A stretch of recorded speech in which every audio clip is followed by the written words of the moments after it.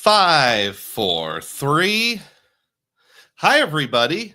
Dugroz here with Dugroz Reports. Welcome to my Saturday morning live stream. Today is Saturday, July the 26th, 2025, and I'm reporting live from my house. Good to see each and every one of you on board this morning. We've got very first comment is Ian M dropping a $1.99 super chat. Celebrate. Thank you, Ian. I really appreciate that.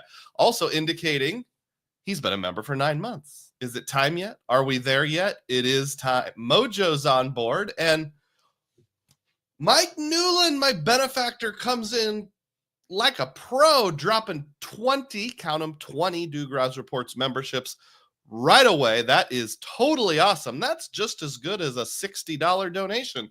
Celebrate. Thank you so much, Mike. I really appreciate that. Perhaps taking inspiration, I see that Tom Graber has dropped 5 memberships, just as good as a $15 donation. Celebrate. Thank you, Tom. Wow, you guys are coming in hot this morning. Nick is on board and says the anticipation of Dugroz's celebrate for Mike's 20 memberships. I find it really fun that you guys actually know my foibles at this point. We are buds. I don't care what they say. They hate me. Got a free membership from Mike. That's cool. David says it ain't Saturday with our Dugroz. Is that like an off-brand of Underoos or something like that? Like a generic pack of children's underwear you would buy at Dollar General?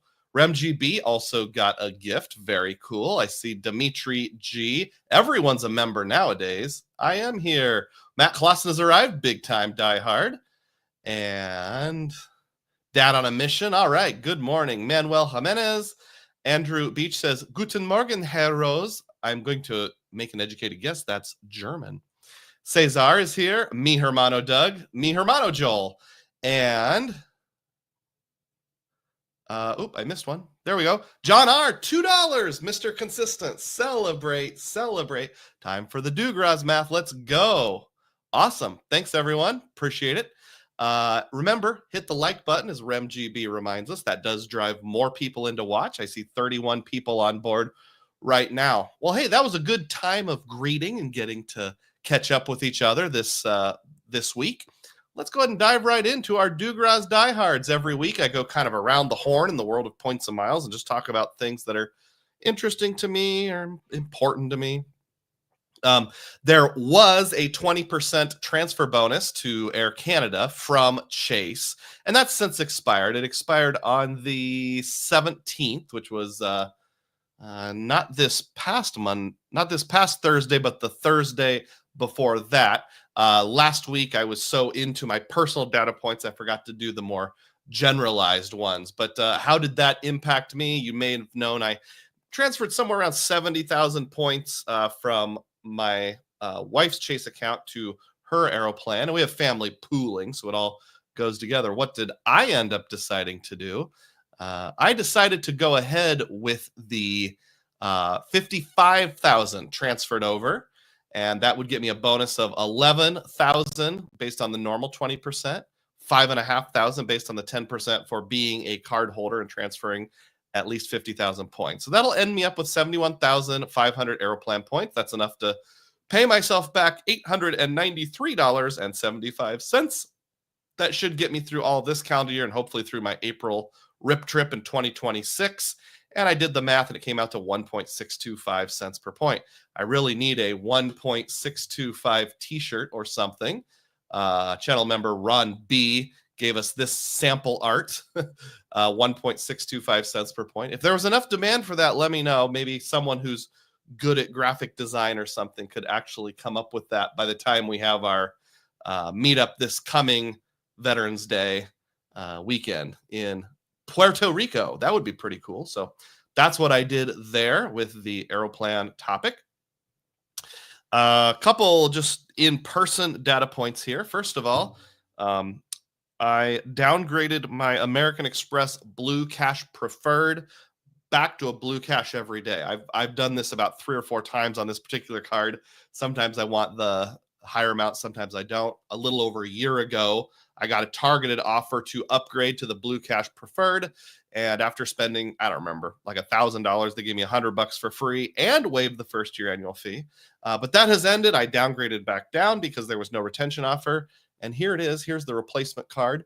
And the only reason I mentioned that, and I apologize, my camera's not real good at things that are close to the screen, is I think this is one of the prettiest cards in the whole game. In fact, it probably is the prettiest card that I own. That's just a nice looking credit card. And it is slightly opaque around, or transparent around the Centurion's head. You'll see, you can kind of see the white through it. And I like that. I didn't like the old Blue Cash Everyday, or excuse me, the old Amex Everyday that was totally see-through. That was too hard to see the numbers and stuff. They're all in the back. But I like this semi-transparent design. So nothing of note there in terms of like how the card works, just a cool design. And then the other kind of in real life data point is here's a pound from the United Kingdom, a £1 coin. I didn't strategize my cash usage quite as good on our family vacation this time around. So I have something like $40 to $50 in euros and then another handful in pounds. So if anybody has any tips for like how to convert that back into American dollars, I'd be all ears. I guess maybe just ask around for a bank that does that. I'm sure there's a fee, but I don't necessarily want to hold on to 50 euros for the next 2 years, just hoping we go back. Kevin Hawthorne has arrived. Good morning from Lakeland, Florida. Nick says the United Club card is up there on the prettiest card list. I did do a video once about like best looking cards or maybe worst looking cards. I think worst looking cards. Maybe I need to redo that. Dad says I have both of those Amex cards. The Everyday Clear card gets the most comments from people, not something they see often. You know, what's weird is like of all the times when, you know, we talk about like, ooh, it's a metal card or it weighs this much or look how pretty it is. You know how many times I've had someone actually comment on the appearance of my cards since I got into this game 6 years ago? Once. And it was at the Taco John's drive-thru of all places. I was trying to use up my U.S. Bank Altitude Reserve dining credit. So I didn't have Apple Pay handy, or they didn't have it. So I presented my physical card, and the cashier was a adult man, and he said something like, "Whoa, that thing is like a tome, T-O-M-E, like a big thick book," or maybe he said that thing could be a weapon, something like that. So I impressed a fast food worker once. Awesome. Chad Pennycuff has arrived and says, "Howdy all." Let's move on with our Dugroz data points here. Now, some of these are a little outdated because I went on vacation late June into July. When I came back, I was mostly focusing on personal data points. So I need to get around to some of the general world of points and miles data points here. This one is related to the Business Sapphire Reserve, which we were kind of waiting to see what the sign up would be. And we got confirmation it is 200,000 MR points after spending $30,000 in 6 months. I don't know about you, but a $30,000 barrier to entry is pretty hefty. So I will probably not be pursuing that. And actually, I will talk about that more a little later during the main event today. And to kind of toot my own horn a little bit or give you a preview, today's theme of the day is a mid-year review on my credit card roadmap. So at the beginning of the year, I went over all the credit cards I have, what's going to be canceled, what's going to be added, kind of a general strategy. And I'm going to bring you up to date on where that's at, show you my whole portfolio, and go over those plans and any revisions that may be necessary. If you'd be kind enough to click the thumbs up button, I'd appreciate it. Our viewership dropped slightly from the 40s down into the high 30s, but we can make a comeback if enough people click thumbs up or drop donations, even little tiny donations like 99 cents or $1.50. If somebody gives me a donation that ends in something other than a 0 or a 5 or a 9, I will give you 500 Dugroz points today, like $1.37 or something like that. All right, let's keep moving on here. I got a comment here from Chad who says, my Darth Vader Disney Visa card gets a lot of likes. Not that it sees the light of day very often. Yeah, anything with Darth Vader. I mean, if I was a cashier, shoot, I would compliment it just because it's Darth Vader and he's pretty awesome.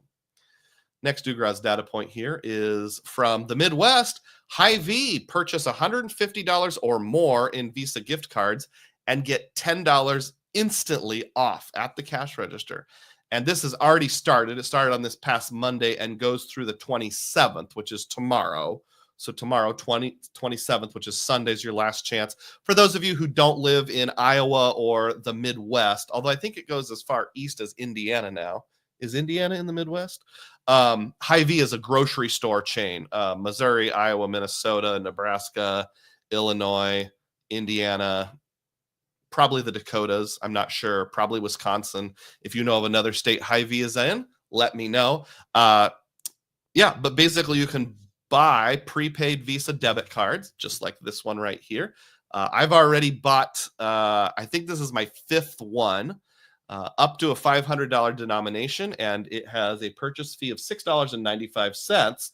But this also works in increments. So, in other words, if you buy one of these for $450 or more, you get $30 off. It's so awesome. It's like they're giving out free money, even if you paid with cash or a debit card. Not that I would recommend that, but even if you did, $30 minus 7 is 23. It's like they're giving you $23 for free. So then you can just spend this on whatever you would normally spend things on.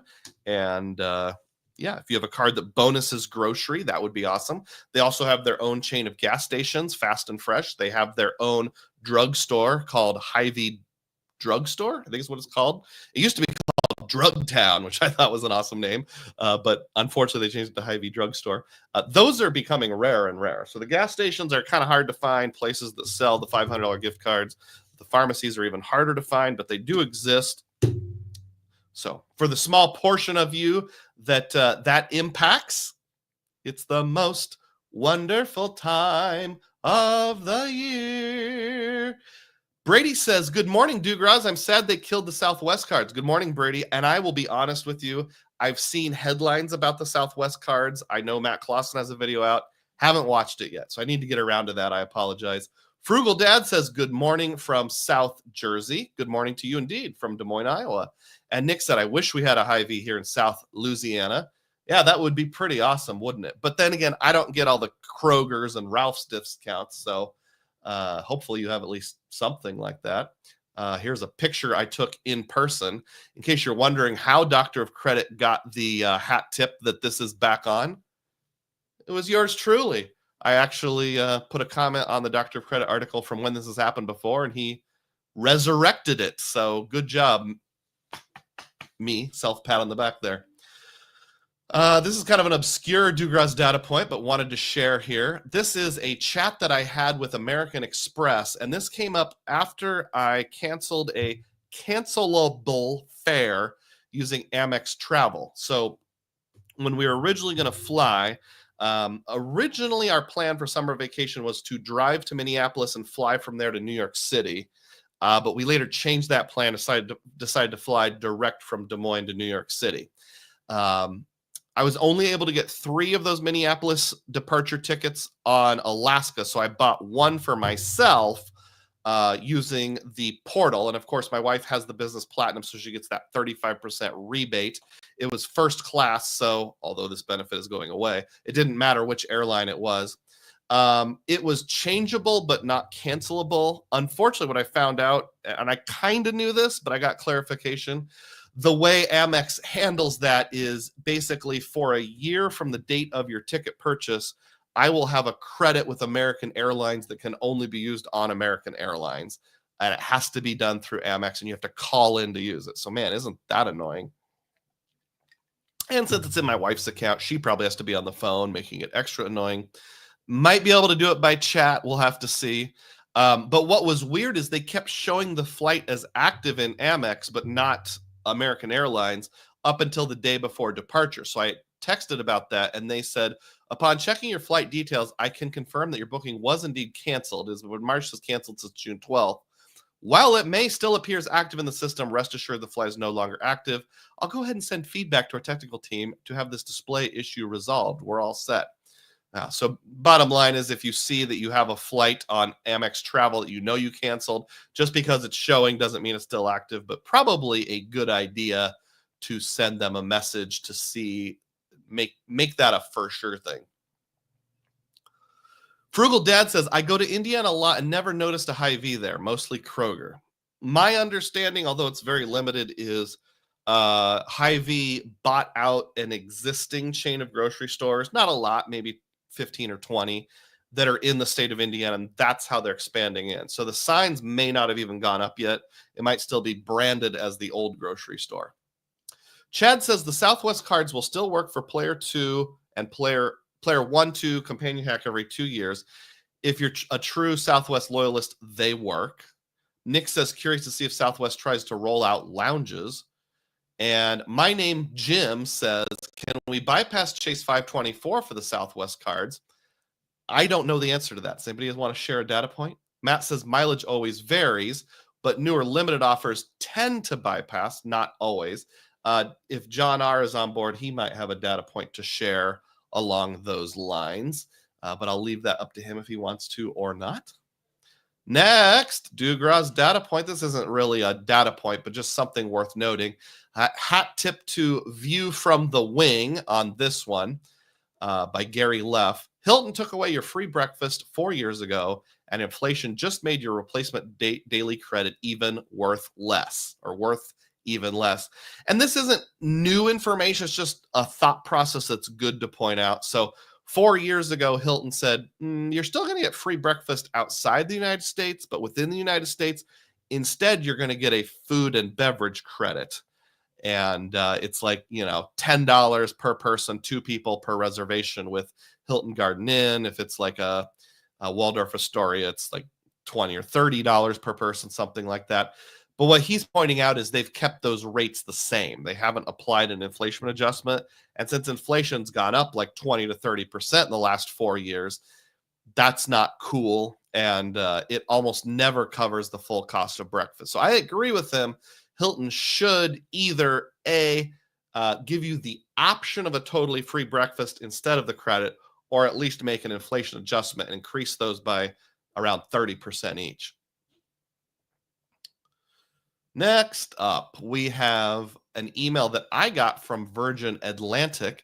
I shared a story with you all that on our first flight to the United Kingdom, not our first flight, but the flight from New York City to the United Kingdom, we were in premium economy. And as I was boarding, they pulled me aside and said, I'm so sorry, your tray table is not functional. Now, my wife and I had actually traded seats, so it ended up being my wife's tray table, but the ticket was in my name, which actually was a good thing because that way we didn't have to deal with things. And they said, here's a letter, email this email address, and we'll give you either 8,000 points or an $80 like food and beverage / incidental credit on your next flight. The thing about the $80 was it expires after a year, whereas the 8,000 points do not expire. So, I mean, I don't know if Virgin has an expiration policy overall, but there was nothing separate from their normal expiration policy. So after we got back from vacation, I emailed them, and they did, in fact, say, I have now added the gesture of 8,000 points to your flying club account. So that was cool. At least they made it right. I will say something they could do to go above and beyond that, though, would be just do it automatically. Like right there at the gate, it should say, do you want the $80 or the 8,000 points? And I say it, and they just apply it. I got a little frustrated with various airlines for taking the attitude of if something goes wrong, you have to proactively reach out to us in order to get that made right. We won't just do it automatically. Like Virgin knows who I am. They had me assigned to that seat. Virgin knows my Virgin account number because it's tied to the reservation. The technology exists. They could just click a button and it would happen, but they want some breakage because a certain percentage of people won't do it. Likewise, when my flight on Delta was canceled and we had to be rerouted and we didn't get to sit in Comfort Plus, Delta knew that. They knew who was flying. They could have just automatically refunded it, but you have to proactively reach out, fill out a form to get the refund. Same thing with KLM losing my baggage. They could have emailed me and said, hey, we know we lost your baggage. Here's a link to claim your reimbursement. But I have to proactively go to a website and type in a code. I wish these airlines would just do right by their customers and say, hey, if we make a mistake, we are going to proactively make it as easy as possible for you to make that right. Matt Clausen says, RJ from Stack Your Points got the 5-night IHG offer at 13 over 24. Whoa, that's pretty epic. Congrats to RJ. Moving along here. Move along. Oh, we already looked at that one. My bad. Here's a screenshot just to prove that Virgin did, in fact, make it right and give me the 8,000 points. And it was only like, 2 or 3 business days after I emailed them. So it didn't take them too long. Let's move into everyone's favorite segment. I got the wrong tab. Everyone's favorite segment. Who won't take Amex? Sorry, we don't take Amex. This one was from our vacation, the York Minster. Minster just means like a big cathedral. They take MasterCard, Visa, Maestro, and JCB, but they do not take American Express, interestingly. And then just as a follow-up, I've mentioned one along these lines before. So I was paying a medical bill on behalf of my dad with the Mercy Health Network. This was a different one, though. This was like actually a hospital bill. Here in Des Moines, Iowa, Mercy is kind of a big hospital network for $700. And on the screen, it shows a logo of Visa, MasterCard, American Express, and Discover. But this has happened anytime I put in an Amex, even if I present one in person. It says the payment's declined or it failed or something like that. Turned right around, put in a Visa, and it worked just fine. Or maybe it was a MasterCard. So Mercy also doesn't take Amex. This is a hat tip to Spaithco, friend of the channel, who put a comment on the Stack Your Points Discord. Speaking of Stack Your Points, hat tip to them. And I just wanted to talk about this if anybody had any additional data to add. We were talking about rental cars, and he said, I rent from National, but I always pay for the limited damage waiver because a couple times I've had damage worked out the same as with Josh. And they say, yikes, that sucks. We'll take care of it. I don't have to think about it again. So basically what he's saying is, yes, your credit card might have CDL, but the nice thing about buying the coverage through, Hertz or National or whoever is you get in a minor wreck, you just hand them the keys and say, well, that sucks. Sorry, apply it to my damage waiver. You don't have to fill things out. And I imagine that's a bit of an ornery process. But this was the more interesting part I wanted to focus on. He says, my personal insurance is required to cover rental cars by state law here in Minnesota. So the card delivered policies use that as their opportunity to back away from having to cover anything since another insurance contract is legally on the hook. And when we asked a few more questions, Spaithco said there's something like 4 or 5 states in the union that have a law that says personal car insurance must cover rental cars in full. Not just the policy itself, but actually state law. And the way places like Chase and US Bank and others have interpreted that is, even if you have primary CDL, they will, if you live in one of those states, they will say, oh, it's not our fault. Your insurance company has to cover the whole thing. And it was like Minnesota, one of the Dakotas, and 3 or 4 other states. So if you're in one of those states, let me know. Fortunately, Iowa was not on the list, so that doesn't impact me. But you take out those 4 or 5, and you take out New York State, because they do things differently. There's only like 40 to 45 states in the union where CDL, primary CDL on credit cards is actually functional. So do any of you have any data points about which states it is, or if that's ever happened to you? Maybe Spaithco, if you're on board either now or after the fact, you can drop a comment with a little more clarity, and that would be appreciated. Nick says, after the Aussie Hulk Hogan and Chuck Mangione news, this live was needed. I'm glad I can be there for you. Yes, there was a lot of celebrity passings this week. Tom DeCase says, Bank of America was easy to convert euros to dollars and will take any bills. Good. I have an account with Wells Fargo, and they're a pretty big branch. Actually, years ago when I worked for Wells Fargo, I was briefly stationed at the Wells Fargo in Ames, which is where Iowa State University is located. And because it's a university town, you have lots of international travelers coming in and out, international students, and they had a currency exchange desk. But that was like 17 years ago. So I don't know if they still do or not. I could always drive to Ames if I have to. Or just wait until the next Iowa State game I go to. Stan says, I'm the same way. I pick and choose when I take limited damage waiver. Places like Boston and New York City, I get it every time. But in California, I generally don't since I know the area better. Yeah, sometimes someone, maybe me in theory, although I often don't have time, needs to do like the ultimate rental car, what if you get in an accident guide? Because I've heard people say things like, I just use Amex and then I pay like the $22 they charge for coverage, no matter how long your trip is, up to like 30 days. And Amex is better, and they handle it in-house. Maybe I'm not sure on that, so maybe that would be a better experience. I might have an altitude reserve or a Sapphire reserve that has the primary, but what if it's ornery? In fact, I have a data point coming up a little bit about baggage delay insurance, and it was a little ornery, but we'll get to that yet. Nick says, how would they know I'm not a degenerate and ride around with no insurance? I don't know. Saying hi to Stan Boyd. Hey, look at me. I woke up early, says Gold Homer. Good for you, Gold Homer. Way to go. All right. Next data point. This is an important one. Nope, just a meme. This is what the human hand looks like under a microscope. Yes, I'm laughing at a joke that I shared. Moving on here. Okay. There was an article also posted by View from the Wing. Hat tip to them. In a quarterly earnings report, the Amex CEO admits we made benefits hard to use on purpose.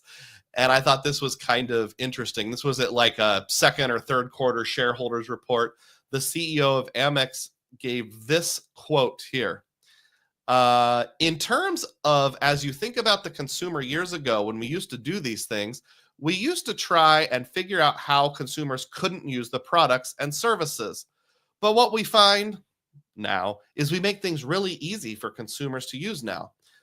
So as I interpret that, he's basically saying, yeah, we used to have credits and benefits on our cards that were really hard to use. We tried to figure out how to make it hard to use. In other words, we had breakage on purpose, but we don't do that anymore, and basically goes on to say, we offer lots of credits on our cards and not every credit will apply to everyone. Maybe you don't use the Peloton credit, but surely you'll use the Saks Fifth Avenue credit. I was like, come on, man. Like, we all know it. Now you've said the quiet part out loud. Mike wants to know if anybody's gotten the Rakuten card yet. Can you add it to your wallet right away? I don't even remember who issues it, but yeah, that's out. The card is great. The only thing that's not so great about it is it has a cap on it, and I feel like you would go through that cap fairly quickly here. Let's see. Where were we? Ian says, I forgot. Didn't you give the very first donation? You did. And then you forgot to come back. Thank you. I already celebrated. Hope I didn't miss anything exciting. Data points is the best part. Did you see my meme? It's pretty good. You'll have to go back and watch it. All right, next data point. Okay, so I was mentioning just a little bit ago about a baggage delay claim. So on our trip to Vienna, Austria, when we repositioned from Manchester to Vienna, KLM lost our bags, and it was about 2 days before we got it back. So I went in to file a claim with Chase. The taxes and fees were all paid for with my wife's Aeroplan card, and it has the exact same baggage delay of 6 hours or more as the CSR.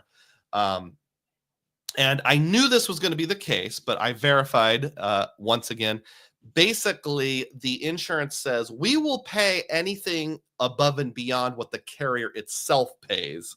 So you have to go ahead and file a report with KLM, seek their compensation, and then if there's a gap between what you were actually out and what they covered, we, Chase's insurance, will pay that gap. Lots of documentation was required. I had to have the ticket, the itinerary. I had to upload my credit card statement showing the purchase that I made. That was another disingenuous thing. You are my credit card issuer. You know I made this purchase. Your software is good enough. This is intentional breakage by having to upload a credit card statement from the very card I have the insurance on. I had to upload receipts showing my damages. So like when we went to Mueller's, the drugstore there in Austria, and bought like a power converter and some medicine and some shampoo and deodorant, got dry cleaning at the hotel, I had to have receipts of that. Now, fortunately, I kept them. Honestly, it took me about an hour to go through all of that. And the only piece that I don't have is how much the airline is going to pay. By the way, I submitted that report about 2.5 weeks ago, and KLM still hasn't responded at all, other than a confirmation email right after I submitted it saying, we confirm we've received your request for compensation. So not cool, KLM, not cool, Chase. I honestly feel like a lot of ordinary people for less than $200 in damages might not even bother with this. In fact, I should do like a poll. Like if you were out, I think it was $157. If you were out $157 in expenses due to delayed baggage, would you even deal with the hassle? Is your time worth it? Sorry, somebody's listening to some loud music in the room next to me, and I wasn't sure what I was hearing. And then after I submitted it, I was offered a survey. The name of the company that handles these benefits for Chase is Assurant. And they said, share what we can do better to improve your experience. And one of the things that really bothered me is you have to file your claim within 20 days. Would they enforce it? I don't know. But here was my comment. Why require filing within 20 days? The airline has not even processed my claim with them yet. So I have to file a claim with Assurant before I even know if I will need it or not. Because if KLM pays the entire thing, this claim will be pointless. Basically, you are forcing people to file a credit card claim and a claim with the airline at the same time. This seems like breakage intentionally designed to encourage some people to not file a claim. Also, instead of making me upload all documentation, why not just get the full report from the airline that already details all that information? Again, this seems like making it hard on purpose.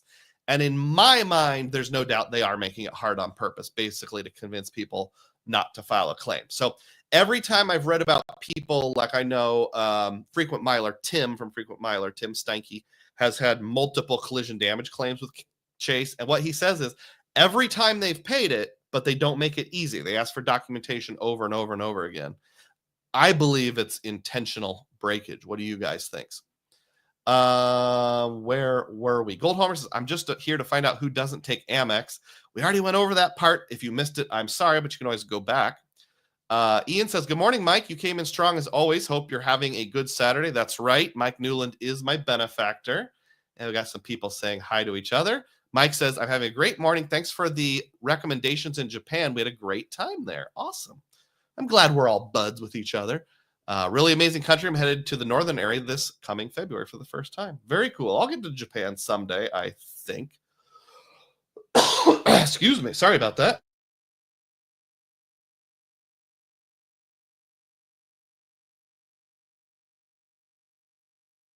Sorry, folks. Coughing and asthma break here. If you're listening in the car, you have not lost me. I am still here. We're up to 59 people on board. Keep clicking thumbs up, adding comments, and making small donations. That helps out.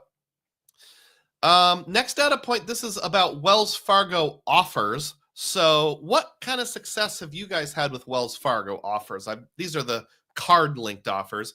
A long time ago, they used to have a different way of doing it where it was through like the reward screen, but now it's a whole different kind of thing. Since then, I haven't used it much, and I've had one success and two failures. The success was recent. It was, I think, 10% back at Dollar General up to $25 or something like that. And that one posted like 3 days after I used it. And that's showing here on the screen. I got $2.50. But the other two never did. One was at Christian Brothers Automotive for like car repairs, 10% back. I was supposed to get like $40 because I spent $400. That was on my Signify and it never posted. And my thought is somewhere in the fine print, which was like 30 pages long and I didn't read it, might say it doesn't apply to business cards. I'm not sure. But the other one I used on my Autograph, and this was like spend $100 at any gas station, get $5 back, and that one never posted either. And that was on the autograph. The ways Wells Fargo does it, it's not like Chase and Amex where it's card specific.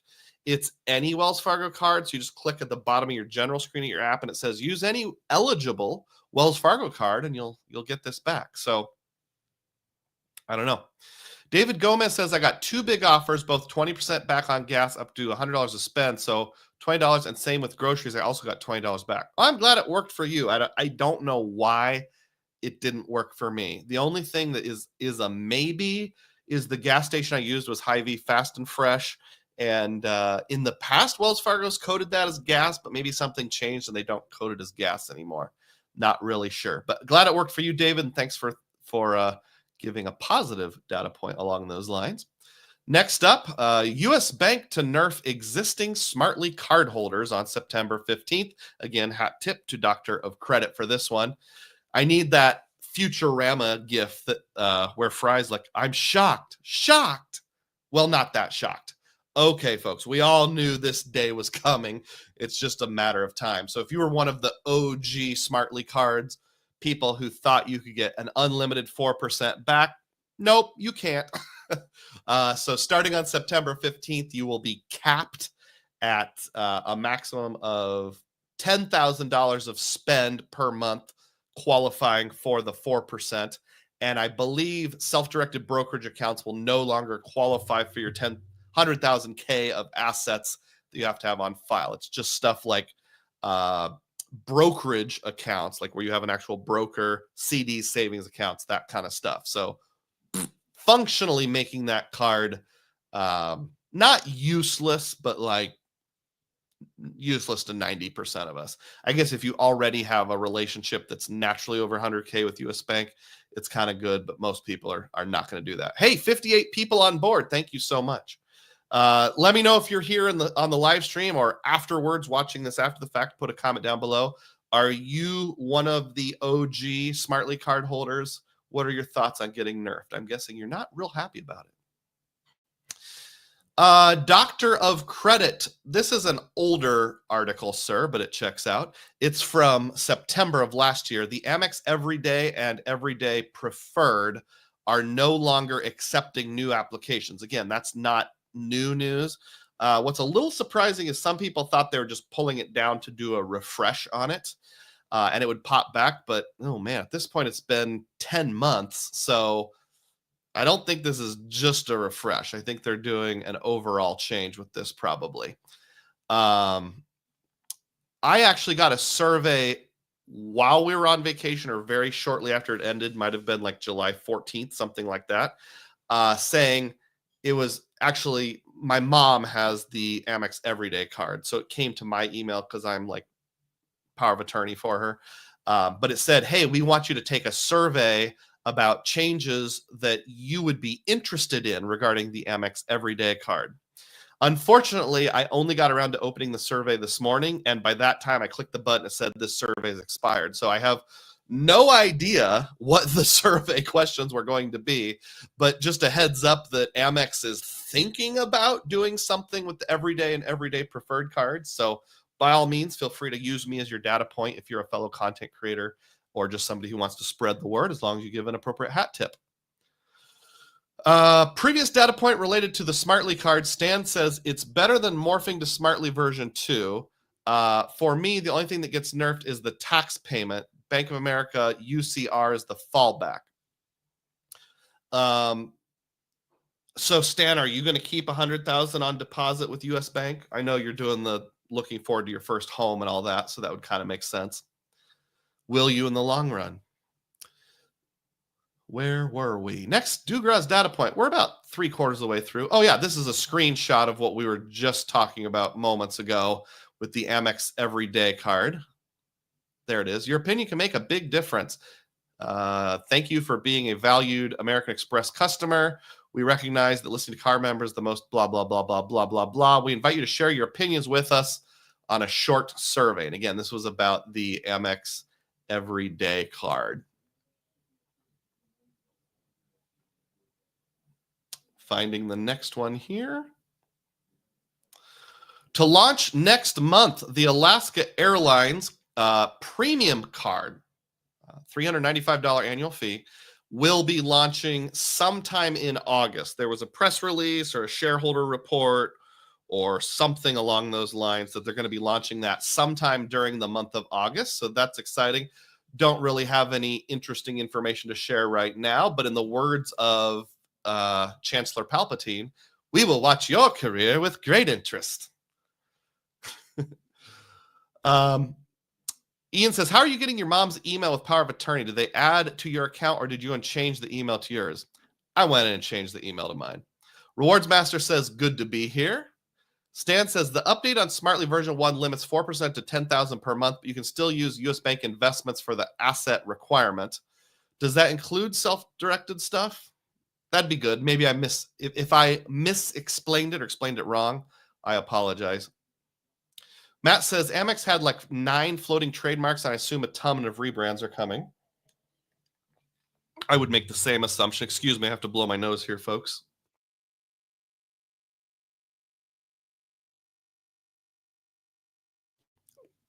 Too Easy is awake and says, I woke up to a gifted membership. Thanks. Celebrate.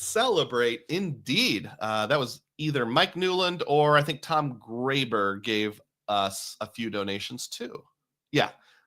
Mike gave 20, Tom gave 5. So thank you, gentlemen. And Too Easy was the benefactor of both of those, of one of those. Do you have a card that is issued by Capital One? If you do, look for this particular offer here. Shop in store by no later than Monday, July 28th. This is at CVS Pharmacy, and you can get 15 miles only up to the only gets you up to 1,000 miles. So basically, you have to spend around $67 if you want to min-max this. So I went to CVS Pharmacy a few days ago. I think it was on Thursday, maybe it was Wednesday, and bought a Uber gift card that I can use for future Ubers or Uber Eats. I thought that was a good use of my cash back, and I will be getting 15 miles, and that's on top of your 2X everywhere because mine was a Venture X. So look for that card-linked offer. It's right there in the app if you have Capital One. It hasn't actually posted, the bonus 1,000 miles hasn't posted yet, but hopefully it will soon. Ian says, the email that you're using to get your mother's statements is the same email that you use with American Express for your statements. I worry about links getting crossed on the back end. It is the same.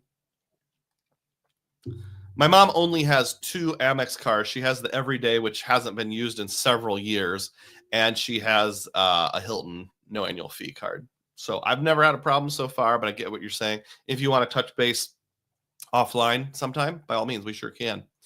Speaking of mom and dad, speaking of Hiltons, on I think both of them, my mom's Hilton card and my dad's Hilton card, found this Amex offer. Spend $1,500 or more, get 4,500 additional Hilton points up to 3 times. And it does say it can be in 1 or more purchases. So it's just a total type thing. This goes through October 17th.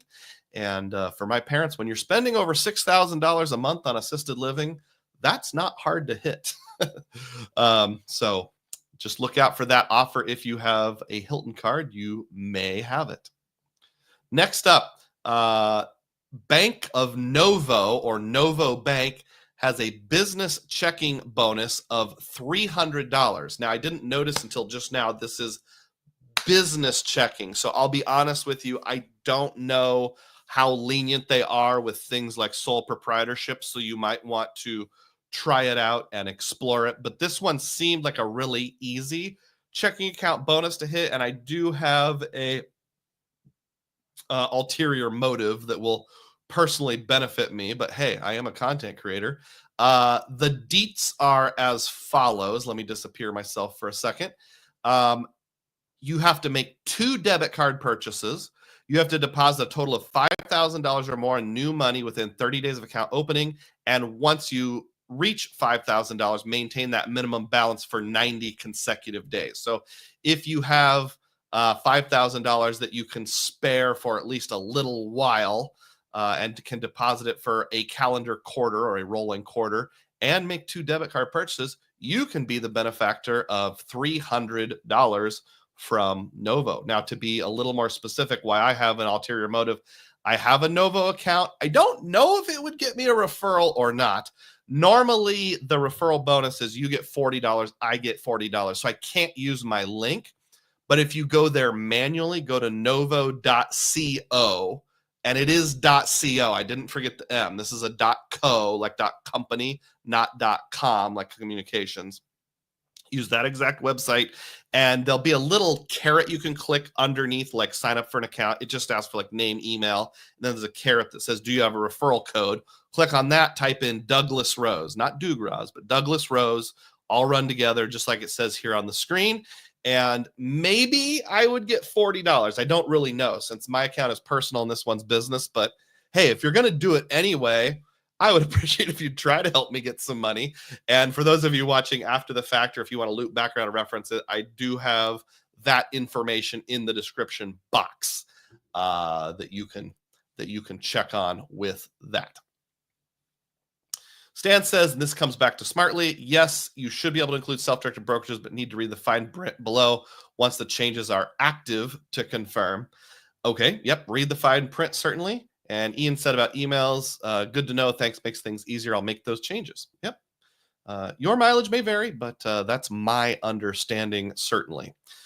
We are almost done with the Dugroz data points here. We just need to do some channel updates, or channel thanks, I guess you should say. I always like to celebrate people's loyalty and membership. I always do it at 12-month mark. I don't remember if I got Tom or not, but Happy Tom has now been a member for 14 months. So congratulations on 1 full year.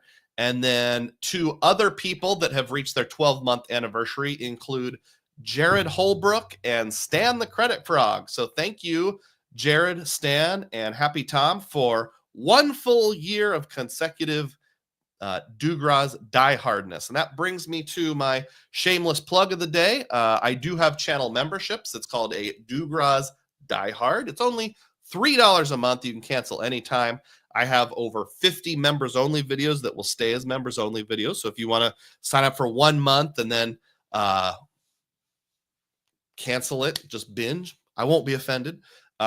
Lots of people are members now, thanks to people giving it away. So that's cool. If you were gifted a membership, please consider retaining that membership for more than the 30 days that you get for free, and I would appreciate that as well. I also give you early releases. Like earlier this week, I did a video on air conditioning in the United Kingdom, and the members got to see that 24 hours before everybody else. Stan did verify his 12 months of membership and says, thanks. Thank you, Stan. I appreciate your loyalty and patronage. And then on top of that, sometimes, and I don't know why, but the YouTube app will just say, here's some people that are part of your community we want to spotlight. And the 2 people that YouTube chose to spotlight this week were Matt Clausen and Fog Runner. I guess you've got some little badges here, meaning you do some stuff that are exciting. So thank you, Fog Runner. Thank you, Matt, for your patronage. I appreciate that. And if you would like to support my channel in a different way, you can always drop a super sticker, super chat. Any little piece helps. Remember, the donation that does not end in a 0, 5, or 9 in terms of cents will be given 500 Dugroz points. All right, that is the end of the Dugroz data points. You know what that means, don't you? That means it's time for the theme of the day. Theme of the day. So we need to do a transition. I need to share a different tab. I need to make it full screen. And away we go. Today's theme of the day is my 2025 mid-year credit card roadmap update. So in addition to talking about the cards at the top of the screen, or cards like them, I may not talk about those exact ones, we've got a quality generated image here at the bottom. This is me riding my pony that looks like it's got poop coming out of its butt. And my trusted AI generated guide, like my Sherpa, pointing the way on my journey of points and miles, or like you might need to take your horse over there to take care of some things. So that's what we're going to talk about today, my middle of the year update to my credit card roadmap. I will give a disclaimer here. I have not forgotten about my new series called The Path Method. where I explain how to figure out what card you should use when you're not working on a sign-up bonus. There's 4 parts total. I've gotten through the first 2 parts, which are Hilton's and boutique hotels. I still need to do parts 3 and 4, which are, in no particular order, domestic airfare and rental cards. Rental cars. Unfortunately, those topics are rather labor intensive. I have to do a lot of research and those kinds of things, but I will come back to them. I have not forgotten. But we're going to take a side jaunt today and talk about my mid-year review of all my credit cards. 81 people on board. Please keep commenting and thumbs upping. That'll drive more people in. Brief asthma break.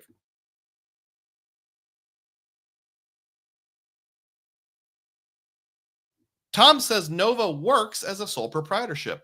Is a good account to trigger direct deposits of bank bonuses. Yeah, at least in my personal side, there's no fees or anything. So like you can just keep $5 in the account and just leave it there for when you need something along those lines. I'm getting cozy here and leaning back in my chair. So if my posture gets worse, that's why. So what you see on the screen right now is my full pantheon of credit cards. I say my, but it's actually in the household. So anything that has a gold border is in my name, player 1. Anything that has this kind of fuchsia, pink, purple border is in player 2's name, my wife. And I've got them grouped by issuers here. So here's the Chase section, the largest section. Here is the Amex section overlapping there. Here's the Wells Fargo area. We've got Capital One down here. Barclays, US Bank is kind of like this, L-shaped. Citi, and then this one awkward Fifth Third Bank card. All right, so let's, I didn't introduce that well. I'm going to use little arrows that fly in to talk about things that have changed. What you see on the screen right now is how things stood as of the beginning of the year, roughly around February. I made a few changes early in the year. This is a mid-year report, so let's just get you up to date a little bit. This card right here was added. That is, it looks like a Blue Business Plus, but you'll see the word cash on there. It's a Blue Business Cash. That's the 2% cash back Amex Business card issued to player 2, and got a massive like $37,000 credit line on that, mainly because it's a 0% card. So to handle large purchases, cash flow, those kind of things. Obviously, I never recommend paying interest to credit card companies, and I can say with very honest candor, because I keep track of these things like a paranoid person, that since I got into the points and miles game in May of 2019, I have not paid 1 penny of interest to a credit card company. However, I do carefully manage and watch 0% cards, and will sometimes let a balance hang out on those, either for cash flow purposes or because I simply want to put it in a money market account and get 4% interest or something like that. Next, look right here. I did have an Amex business credit card that was a business gold, and keep an eye on that card. Watch it carefully. Right around January, this happened. Yes, it changed from a business gold to a business green. I decided I wanted to keep the slot open for future opportunities, and that'll become evident a little later in the presentation. But yeah, I did downgrade from a business gold to a business green, which only has a $95 annual fee instead of a $395 annual fee. I think it's $395, might be $350. I like how that one, when I go back, the change is so gradual because everything in the card's exactly the same except for the color. So that's kind of cool. Next up, we take a look at this Aeroplan card right down here. So you'll see 2 Aeroplan cards. I already had one in my name. In February, I picked up one for the missus and got the sign-up bonus, which I think was either 65 or 75,000 points at the time, somewhere in that range. And those points really came in handy on our vacation. In fact, I maxed out or came really, really close to maxing out the 200,000 maximum you can pay yourself back with per year on my wife's card. I've still got a little more bandwidth on my card. Also, Aeroplan allows for points pooling within my family. So my wife and I's Aeroplan points kind of just go into one big pool. So between the 2 cards, we can, as long as I do it right, can use 400,000 points per year to pay ourselves back. And that has been huge for us. Detailed breakdown of our vacation and the points coming up someday, but I actually have to get my April Rip Trip video done first. Next up, take a look at this Venture One card, and you might remember that I had downgraded, I think it was late last year or very early this year, I don't remember which, my Venture One card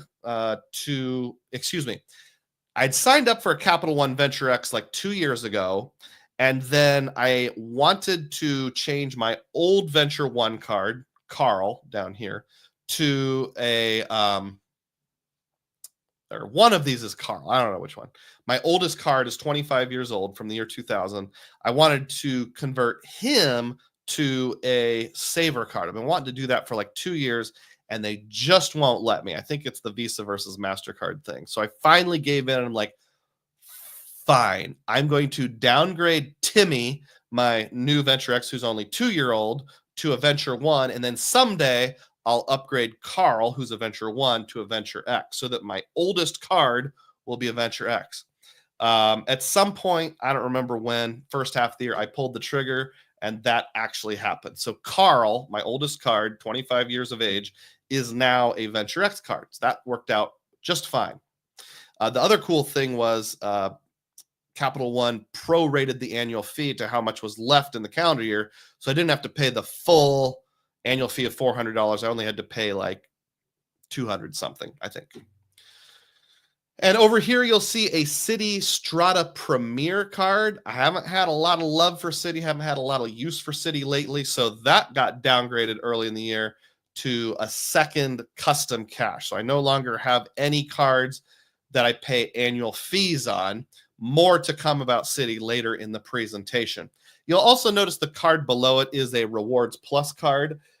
Just a few days ago, I was forcibly product changed from the Rewards Plus to the Strata card, not the Strata Premier, not the Strata Elite, the Strata card, which is like, I don't remember. It's like 1% on some things, 3% on gas, 3% on dining, something. Basically categories that are all duplicate. I just haven't gotten around to changing the card art, so we can all just kind of think in our heads that that actually looks like a different card nowadays. I think that's the last one. Any others before I catch up on comments? Nope, that was the last one. So we'll go ahead and pause on this screen as I check the tabs over here. Nick says, I just used my last Chase DD coupon to help support my energy drink addiction. Chase DD coupon. Would that be DG, Dollar General? I'm not sure what DD is unless it's like a Dungeons and Dragons credit. Let me know if I misunderstood. Rodrigo says, I'm not sure how long before we get the Venture X refresh. They did just go through the merger with Discover, so I think they have bigger fish to fry right now. And they did the thing where authorized users are not going to get free lounge access. They have to pay $125 a year starting in February, I think it is. So I think we can sit tight for at least 12 months on the Venture X, but that's just speculation. Nick said DoorDash. I don't know why I didn't think of that. By the way, yeah, we are at the 26th. You've only got less than a week to go. You have until Thursday at 11:59 p.m., whatever time zone DoorDash is in, to use that up. Interestingly, it was from Dollar General. That's the DoorDash that I've been using the most, is Dollar General. It's not the best in the world, but once you factor in the credits, it does work out to save me $4 or $5 on every $10 that I spend. Maybe not even that, maybe $3 or $4. But hey, a 30% discount is a 30% discount. 73 people on board. Please keep clicking thumbs up. That's pretty good, but I would love someday to get triple digits of concurrent viewers. I've never had that before. The highest we've ever had is like 97, 98, 99. Never quite hit it, at least the official records that YouTube gives. So anything you can throw into enhance engagement would be very, very much appreciated. All right, let's press ahead. So new card June. From February to June, nothing happened. There were no cancellation. Well, I take that back. Very little happened between February and June. So I actually didn't have a whole lot of updates to give. This is more like looking forward, but there was a minor update. In the month of June, I opened this card right here, the US Bank Triple Cash Business Card, and a little bit of what this card does. So first of all, because this is a business card, at least in my experience, US Bank does not report business cards to personal credit lines as a new line, so it would not impact 524 in any way. If anybody has a data point to the contrary, let me know. It gets 3% cash back on gas and electric vehicles, a maximum of $200 per purchase. That's kind of a weird maximum. I wonder if it's just in there to fight manufactured spending. I mean, if someone is a truck driver and wants to drop $400 on one tank of gas, why would they not want to reward that person? Well, I guess I kind of answered my own question, didn't I? That's probably exactly why they put the cap on there. 3% back on office supply stores and cell phone providers, and then 3% cash back on dining. And yes, this is a cash back card. It doesn't earn any kind of points currency. It's just straight up cash back. I don't know if this one has fallen prey to the thing where you have to have a US Bank checking or savings account to deposit the cash back or not. I haven't really paid attention to that. And it doesn't really matter either way because I do have a US Bank checking account. I'm just making a quick adjustment to the house temperature on my phone here. It got real cold, I just noticed. So I'm going to increase the air conditioning by 1 degree or raise the temperature. Now, also, there is a sign-up bonus with this card. It's $500 as a sign-up bonus after spending $4,500 in 4 months. 4 months is kind of a weird time frame, but US Bank likes to do that with their business cards. And even better, there's 0% interest in the first year. This fit my needs because of those last 2 points. The 3% gas, office supply, dining, I can meet or beat those all with other cards I have. So this is not a category card. This card fit a temporary niche role for me. I was looking for 0% interest for the first year because I had another 0% card, I'll get to that later, that was going to run out of its 0%. I wanted to kind of shift some spend to that. Had a few large-ish purchases coming up. None of them were gigantic, but you know, $400, $500, $1,000 range, and wanted to A, apply that to a sub, and B, have 0% on it to spread that out, be able to put it in a money market, make a little bit of interest. That's a strategy I'll have to go into more detail on in some future video. But that's a story for another day. Just like we'll find out about how Luke's lightsaber ended up with Maz in Star Wars, right? Sorry, super obscure reference there. So yeah, perfect fit for me because of those two things put together. Probably not a long-term keeper. After a year or two, I will end up getting rid of it. Catching up on comments here. Matt says the Venture X refresh is probably next September, not 2 months from now, but a year from then, 5 years post-launch. That's as good as theory as any. Mike says, I feel like they refreshed the card when they changed the lounge access this coming February. That's how I feel too. But again, just speculation here. Dimitri says, I don't like my US Bank Altitude Reserve anymore since I got Venture X, but I'm hesitant to cancel it because it's been discontinued and I might need it at some point in the future. That's totally up to you, but yeah, I would keep it because in my case, it always pays for itself. I used 4 of those Priority Pass visits for restaurants, one of the few cards that still allows that on our vacation, and it was, I don't remember the exact amount, but more than $75. And if you think $400 annual fee minus $325 credit minus $75 just by using some of those Priority Pass restaurant visits, you hit break even right there. And the credit is broad enough. Tiger Maple says, W, thank you for engaging with the algorithm. Appreciate that, Tiger Maple, and good to see you here. Yeah, okay, well, let's keep going with the presentation. Excuse me, another nose blow.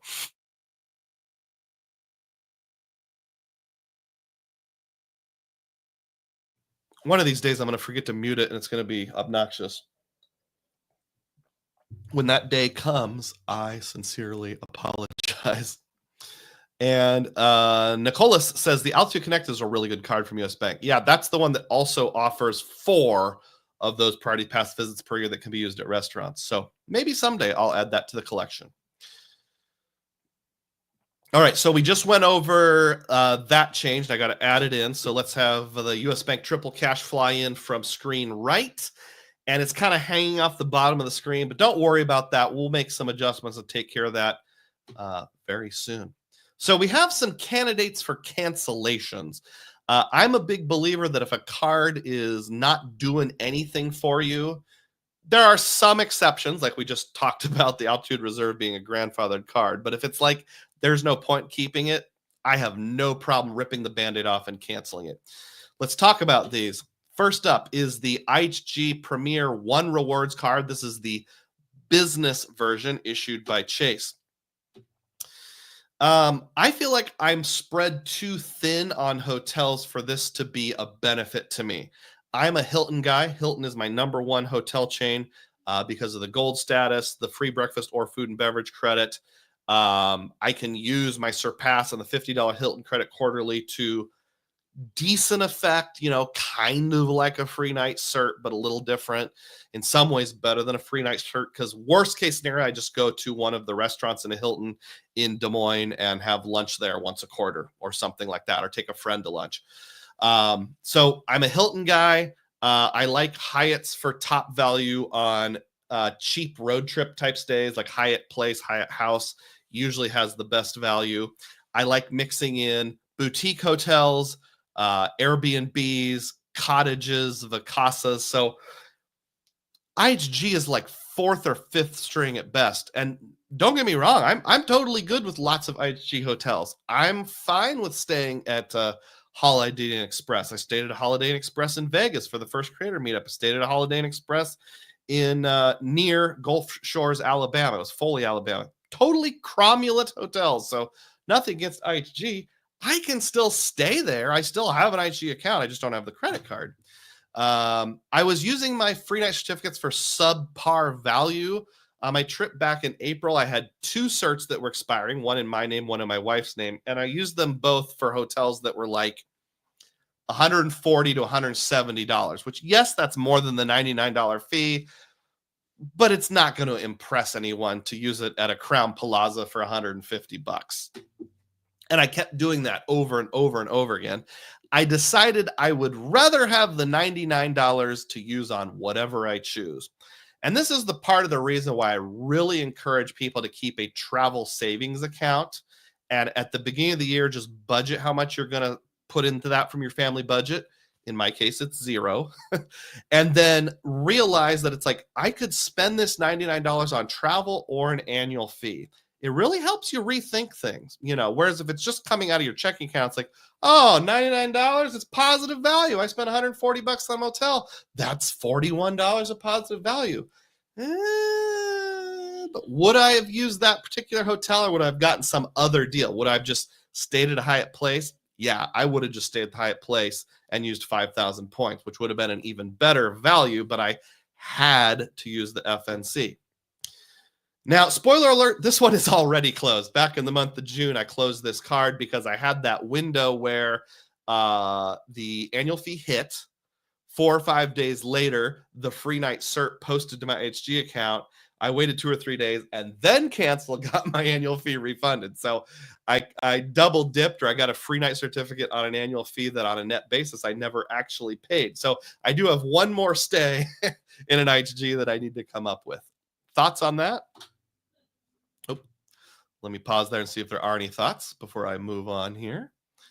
Miles to the Mouse says, in relation to Dimitri G, I think this is Chad Pennycuff, and he put on his alter ego cape and uniform. You need to get 2.31 cents per point redemptions on VentureX to beat Altitude Reserve's 4.71, factoring in rewards earned on redemptions. That is some mathy math. Good. Too Easy says, do we get reimbursed on the real-time rewards on the Altitude Reserve with a car rental deposit?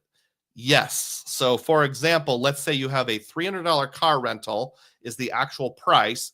Most rental agencies will tack on $200 above and beyond that for like incidentals. So when the $500 hits as the pending charge, that's what the real-time rewards is based on. Now, in order to claim that, you only have to have whatever it is at 0.67, 33,334 points or whatever it is. You used to have 50,000 points. That is no longer the case. Yeah, great to use on car rentals. That's one of the best use cases there is, if not the best. The next cancellation candidate is the Fifth Third Bank 1% Everywhere card. And you're like, if you haven't been following along very long, you might think, Doug, why do you even have this card? Well, this was just for 0%. This was a card that offered 0% interest for, it was either 15 or 18 months. I don't remember which is pretty good. So I put some big purchases on there. I put some small purchases on there and just used the fungibility of money to take the money that I would have used to pay that off, put it in a money market for like 15 months, got interest on it. Some of it was more of a cash flow issue. I don't remember exactly how it broke down, but regardless, this is now that offer is now expired and paid off. I've paid the balance all the way down to zero. So there's really no reason to keep this card. Like the name says, it just gives 1% cash back everywhere. And if I'm using 1% cash back everywhere, I'm an idiot because I have multiple cards that give me a bare minimum of 2%. So I just haven't got around to canceling it. I think the 0% interest ran out in late May or something like that. I'll get around to it soon. I can cancel the card right now. The next cancellation candidate is the Business Cash Rewards State Farm card, and this is issued by U.S. Bank. And if you're wondering what it looks like, I've got it right here. Just have it laying out to remind myself to actually cancel it. You don't have to be a State Farm customer to get this card, by the way. It offers like 3% cash back on insurance premiums up to $4,000 a year, which is meh, it's okay. So if you think about that as 1% more than a 2% everywhere card, we're talking $40 a year. I'm not going to keep a card around to say $40 a year. This card was also a 0% card. The 0% is now expired. The balance has been paid all the way down to zero. So once again, there's really no reason to keep the card. It does have the $100 per year Adobe type benefit, but to me, the juice is just not worth the squeeze. So if you have a software subscription, and only certain ones count if they code a certain way, but I know Adobe's one of them, and you spend $10 or more per month, actually, I don't think you have to spend $10, just any amount per month, every consecutive month for 12 consecutive billing cycles, they give you a $100 credit to kind of offset that. I was using this card with my Adobe subscription, the one I used to make my thumbnails and super fun AI-generated images. But now I have the US Bank Triple Cash, which I opened, and it has the exact same benefit. So less than a month after I got my first $100, I switched that over to the Triple Cash. So next year it'll be on that card. Excuse me for just a moment. I know I've had one or two people say things like, but Doug, you could use this really obscure software company from Poland that only charges 99 cents a month, and over the course of a year you've only spent $12 and they give you $100 and you're netting $88. Why wouldn't you take that? You know, I feel like keeping a card around just for that requires tracking the expense, paying it every month. No, it's not a lot of work, but to me the juice isn't just worth this, just isn't worth the squeeze. If you feel differently, more power to you, but I like to keep my portfolio a little slimmer. Same benefit on the Triple Cash. I can cancel this right now. I don't even have to wait.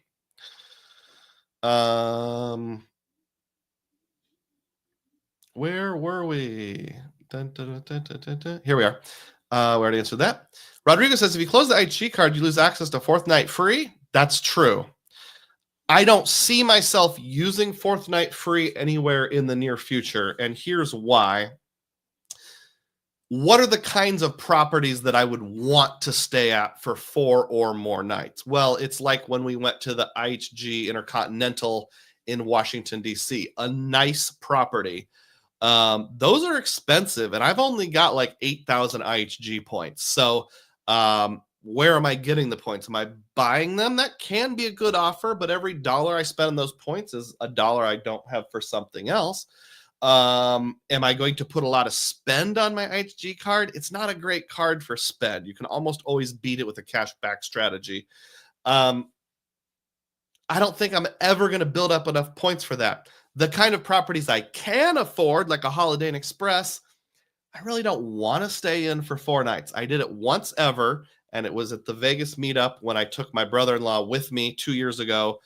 We stayed at a Holiday Inn Express off the strip by a couple miles, and it was fine. It was great. But the way I got those points was mostly with sign-up bonuses. It wasn't through everyday spend. So unless you're doing sign-up bonuses, it's a little harder. Makes more sense to me to keep the card closed for a couple years, come back in 2, 3, 4 years, see if I can get it again, if I even want to. So you're right. I won't have access to 4th night free. Don't think I'll be using it anyway. Just to clarify, I did use the 4th night free on the Intercontinental also.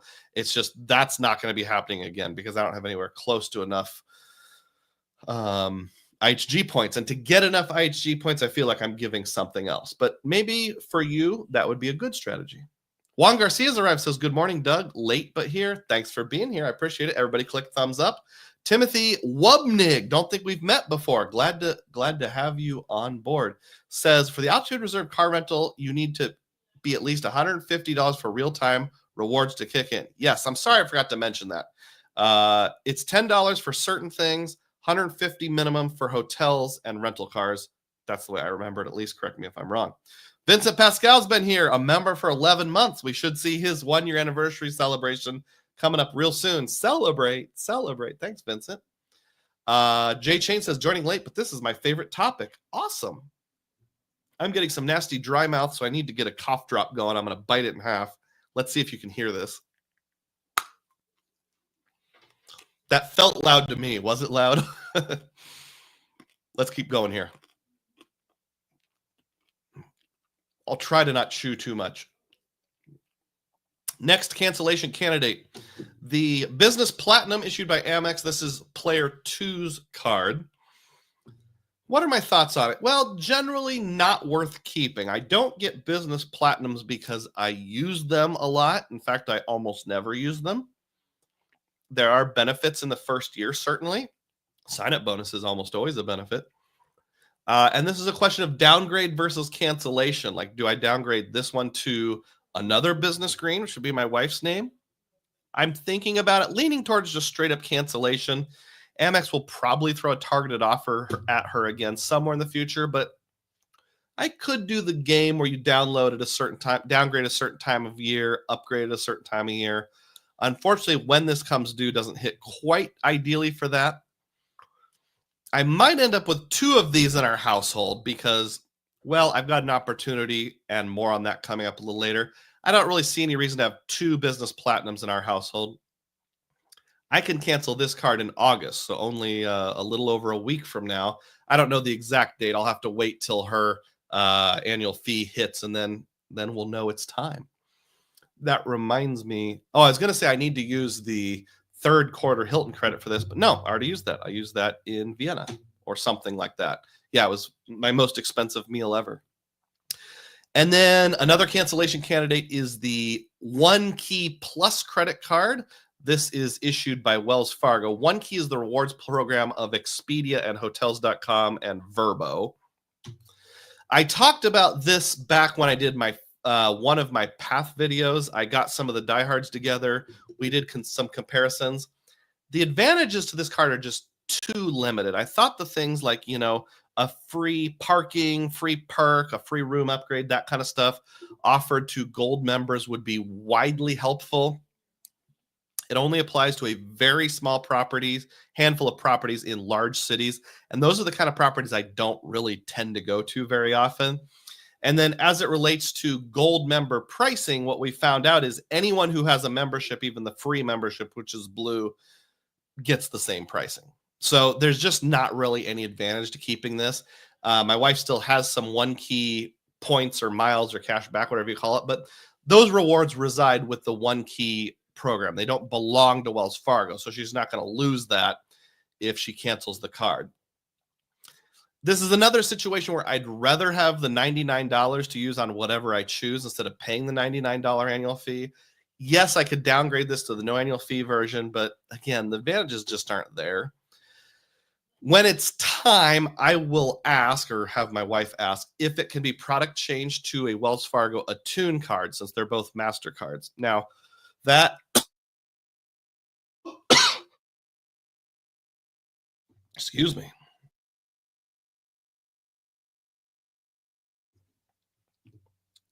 Admittedly, that is a long shot. I doubt they will let me, because most issuers don't let you switch between co-branded cards and proprietary cards. Citi does, with like American Airlines sometimes being changed to like a double cash.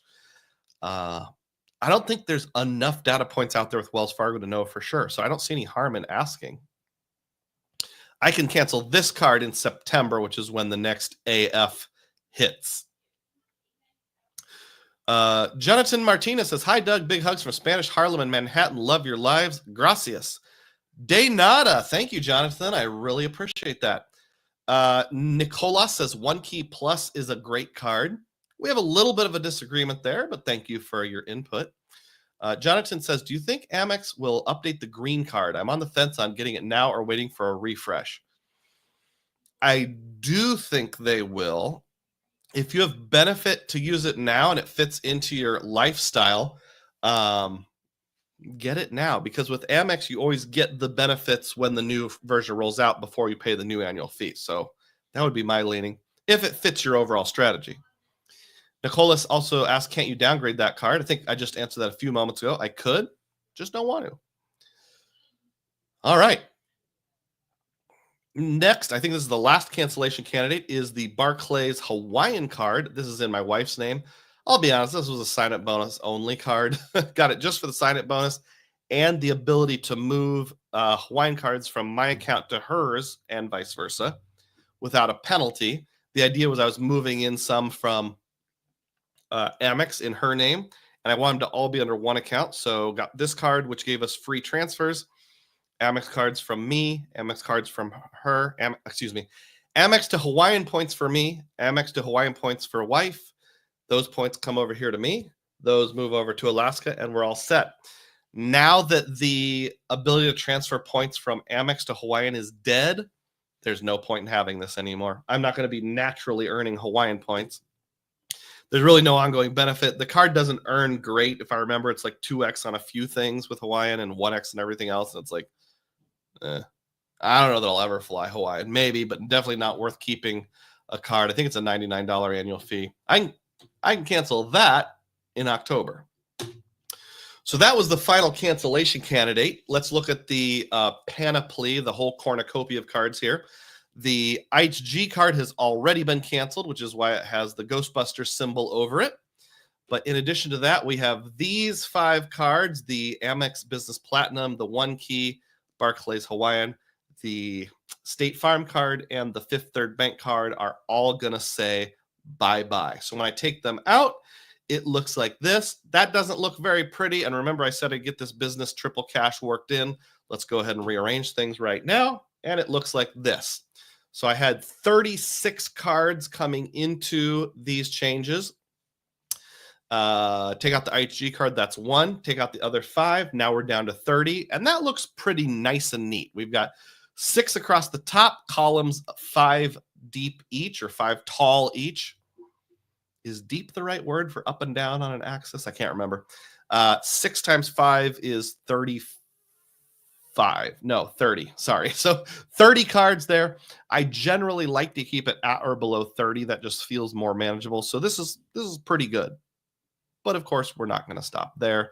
There are going to be changes in the future. David Viejo's on board. How you doing, David? Big time diehard, and asks, "What are your thoughts on the new Rakuten card?" I only watched Matt Clausen's video. I haven't gotten to lots of details on it. My understanding is basically if something would have qualified for Rakuten, it gets bonus Rakuten points on top of it. And I think those bonus points are capped at somewhere around 14,000. If you think you're going to use those on Amex, that's like a 14,000 per year extra Amex points. It's okay. I mean, if you've got the bandwidth, it's not great. It's one of those cards that's like amazing if you think about the percentages, but if you think about the overall number of points, getting an extra 14,000 Amex per year points is like, it's pretty good. Nothing to write home about. Obviously, one sign-up bonus blows that out of the water, so I would rather go full-on Filmo and just get a bigger sign-up bonus than take the time to do the Rakuten card. But if you're someone that doesn't like chasing sign-up bonuses and you just want to set it and forget it, and you only get like one card a year, it could definitely be a good fit. So just depends on your style, your personality, those kind of things. Texas Doug is on board and says, blue and black seem to be popular colors for cards. I agree with that. I certainly wish there was a lot more variety. Looking at you, Chase. Mike Newland says 7K limit or 28K bonus points. Okay, I was a little off. It was double 14. So 28K bonus points. Again, that's good. If I could get the 28K points per year or one sign-up bonus of like 100,000 a year, I would take the sign-up bonus of 100,000. So just evaluate it in that context, not just percentage, because getting 7 or 12 Rakuten points per dollar might be amazing, but if you're blowing a 524 slot and a better sign-up bonus, it may or may not be worthwhile. It's probably not, but that depends on you. Jonathan gave the exact same information. Thank you, Mike. Thank you, Jonathan. Appreciate it. Nick said, I wish companies would do more purple cards. The Delta Reserve and United Quest are nice. Anything. How about a like bright yellow card, like the color of a daisy? That would be nice. Now, we had cancellation candidates. Of course, we have addition candidates as well. Those are 4 interesting looking cards. Only one of them is straightforward. The others all come with massive caveats. So let's go ahead and get into those caveats. Well, before I do, I need to pause and give you a note on Chase 524. On the left-hand column, I've got the last 4 cards that I signed up for that are personal cards that report to credit. You might be thinking, oh, Doug, you've had those for a little while. This is just me, not player 2. I'm currently sitting at 424. You might remember I was at 524 up until late May, early June. Then I dropped down to 424. I will be 224 once August ends. I keep a spreadsheet of all the credit cards I've opened and the month I opened them in. So I know I had 2 cards that I opened in August of 2023. I don't track the exact date. I'm not quite that paranoid. So I'm not sure exactly when, but definitely by the last day in August, I will be at 224. And I usually give it a week or so. So let's just say the first week of September, I'll be able to do even more.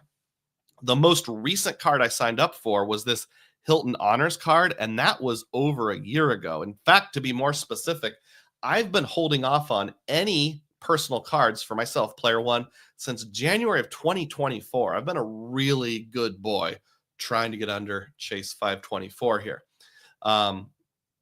These 2 cards right here, the Custom Cash and the Fifth Third Bank 1% card, both hit in August of 2023. So those are the 2 additional ones that'll drop off. And then you might be thinking, wasn't my plan to get the path to the Ritz-Carlton card started in June?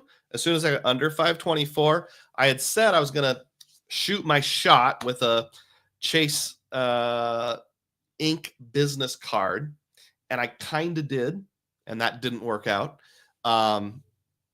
And then I was going to go for a Bonvoy card of some kind, whether it's the Boundless, which is the most popular, or if they happen to have a great offer on the Bevy or Bold or whichever one it is, one of the Chase ones that can turn into the Ritz-Carlton someday, go for that.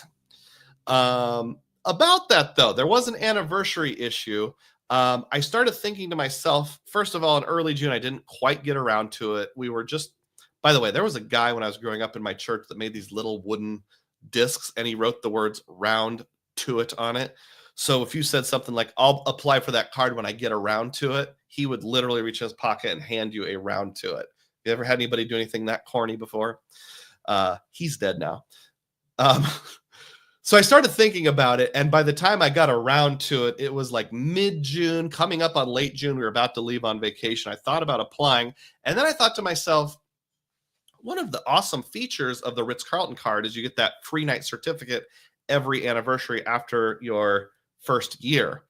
I was thinking I could probably change that. So like if I get, say, the Boundless now, wait more than a year. Let's say I wait till September of 2026 to product change it to a Ritz-Carlton. I'll change the anniversary, and that's when I'll get my free night certificate. But I reached out to friend of the channel, Stan the Credit Frog, and maybe one other person, and they said, nope, I'm pretty sure your card member anniversary sticks with whenever you opened the original card, not the one that it product changed to. So I thought to myself, do I really want my card member anniversary, my free night certificate hitting right in the middle of summer? Most of when we do our traveling is in summer. So like if in the future that card member anniversary hits right in the middle of summer, I don't want it to be like, oh crud, I have to use this by June 27th, but our vacation doesn't start until June 29th. Or like, we have to wait, honey. We can't start our vacation until July 1st because that's when I get the free night certificate. So it makes way more sense to push that off a little later in the year. And then the second piece is, what about the business CSR? So about that time, the rumors of the business Chase Sapphire Reserve were coming out, and I thought, I want to shoot my shot anyway. I want to get a Ink business card. I bet the business Sapphire Reserve will be easier to get since it's a new product. They're less likely to decline me. Plus, now I've canceled my IHG business card, so I have less business with Chase. Maybe they're more likely to. So I was waiting to see what would happen.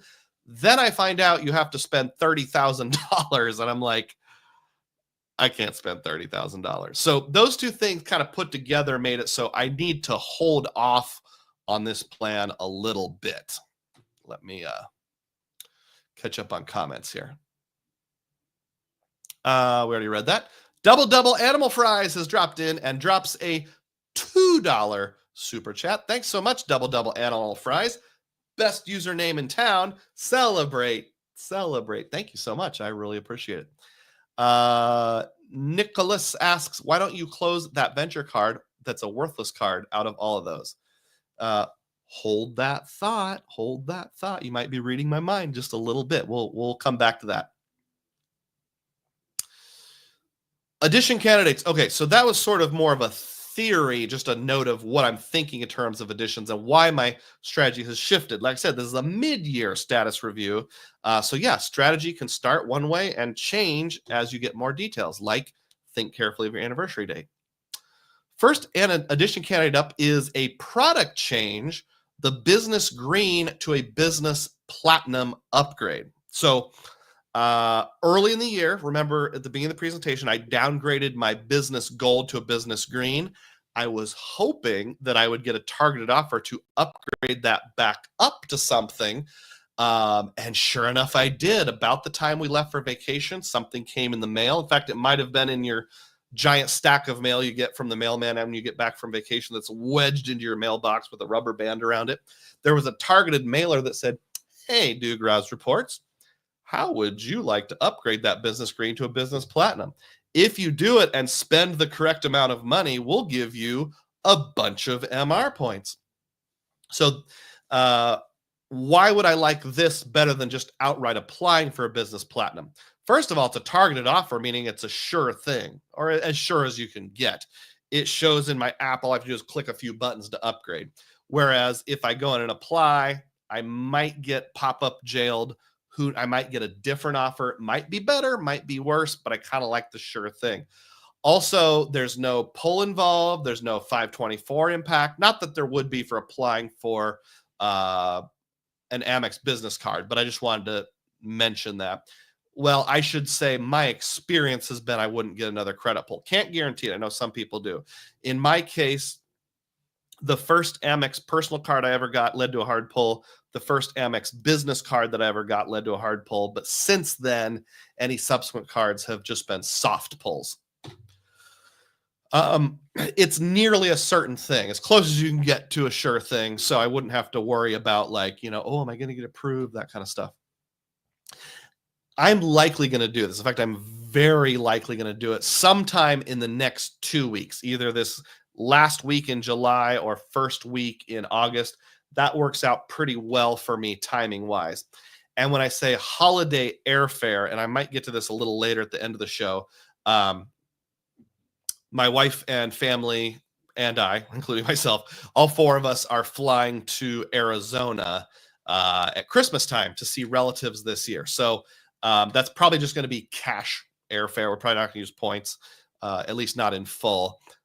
So to kick off that purchase, and holiday airfare is going to be at least $1,000 one way for a family of 4. So I can kind of jumpstart the offer that way. And what better way to do it than by putting it towards a sign-up bonus?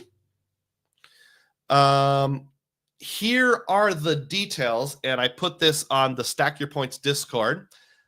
There is a what do you call it? A message board, one specific topic on Stack Your Points called Mathnasium, sponsored by Spathco.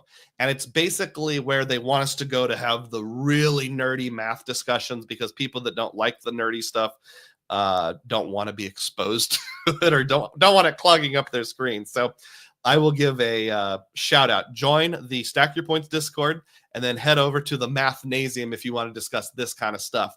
Since I already typed it out, why type it out a second time? Just copy and paste my own little post. I was debating for my next sign-up bonus between the Amex Business Platinum upgrade from Green, which is a 120,000 point offer after spending $10,000 in 6 months, or I could go with the new Sapphire Reserve for Business card, 200,000 points for 30,000 to spend, and I figure I might as well do it publicly. So what I do in these situations is I say, of all the credits, how much do I personally value them at? I didn't do it on this screen. I did it on a separate screen for the Chase card, but here's how I would value it. The Amex Business Platinum has a wireless credit, $10 a month. I give full value to that because I'd be paying, for cell phones anyway. Unfortunately, my wife and I are on one bill. Each son is on a separate bill, so I can split it 3 ways if I need to. That's $120 a year. For the Hilton credit, I give 50% value on that because I wouldn't buy a Hilton gift card or a Hilton coupon for full value, but I would if you sold me a $100 Hilton gift card for $50. I probably would. So that's $50 a quarter. I'm going to value it at $25 a quarter. I should be able to get in 5 quarters because there will be overlap with, the quarter in which I actually have my second annual fee post. I can use it, then cancel. So that's $125 in value. The airline fee credit, where you have to do kind of funny things to make sure it counts as an incidental, I value that at 75% of face value. I should get 2 of those, 2 calendar years. So that's $150 times 2. Let me rephrase that. It's normally $200. Take that times 75%. You got $150. Double it since it's 2 calendar years. I value that at $300. The Dell credit, I give half value to that. It's $150 a year, so I'll value that at $75. Double it across 2 calendar years, that's $150. Things like Adobe, Clear, Indeed, I don't value that at all. Those credits come out to $695. The annual fee is also $695. So the net annual fee is exactly 0. And you'll see I wrote, I promise I didn't plan that. I just thought through what things are worth, and it just happened to be the exact same price as the did I do that right? Yeah, I did that right. Exact same price, the annual fee. So on a net basis, it's almost like no annual fee. Now, there is the annoyance of using all your coupons. I feel like of these 2 offers, the Amex Platinum is a better offer. And I did the math here. With the business CSR, I get 6,666 points for every $1,000 of spend, include on the sign-up bonus. For the business platinum, I get 12,000 points for every $1,000 of spend. I said I would rather have Chase than Amex right now, so I value Chase points at 1.75, Amex at 1.5, not overall, just for my own use case. So even with that, Chase would get me an 11.67% return on spend. Amex would get me an 18% return on spend, plus 30,000 versus 10,000. I think that one's pretty obvious. So definitely I've talked myself into doing this business platinum Green to Platy upgrade. That's going to be my next big move.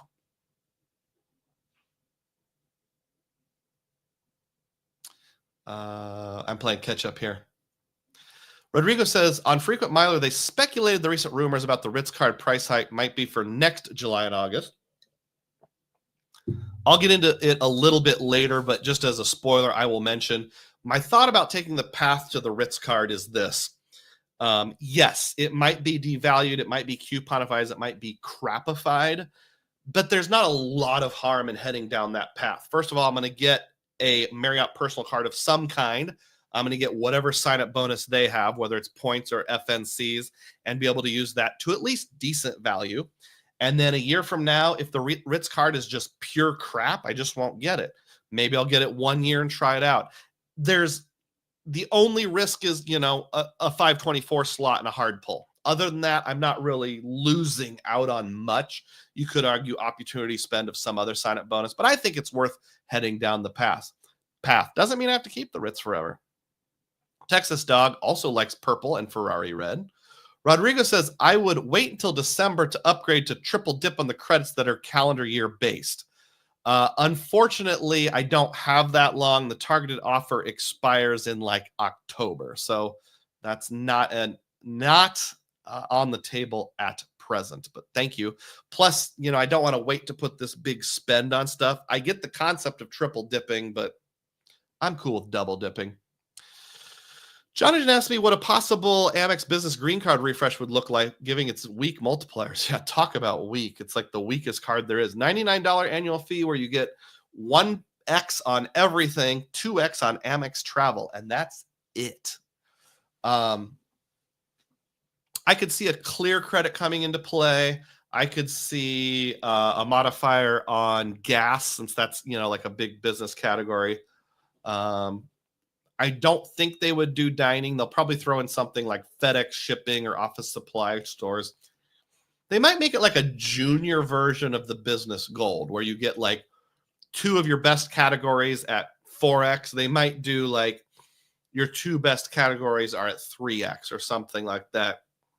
My only hope is that they raise the annual fee from $95 to $150, not up to $250, because I like having the option of a $95 AF card around to hold the spot for potential future upgrades. Matt says there is on occasion too much math. That's why they want us to go over and hang out in the mathnasium. Juan says, are you considering sub-hunting on the new Citi Strata Elite? Not really. The card looks pretty crappy, frankly. Now, there's nothing wrong with the sign-up bonus. Just, wham, bam, thank you, Citi. It's not really on my radar right now. More on Citi later. Jake T says, just like some perks aren't worth the effort, sometimes the math isn't worth the effort. Yeah, I enjoy the math. Fargonauts arrived, gives ++. Thank you for the feedback or the interaction. Excuse me.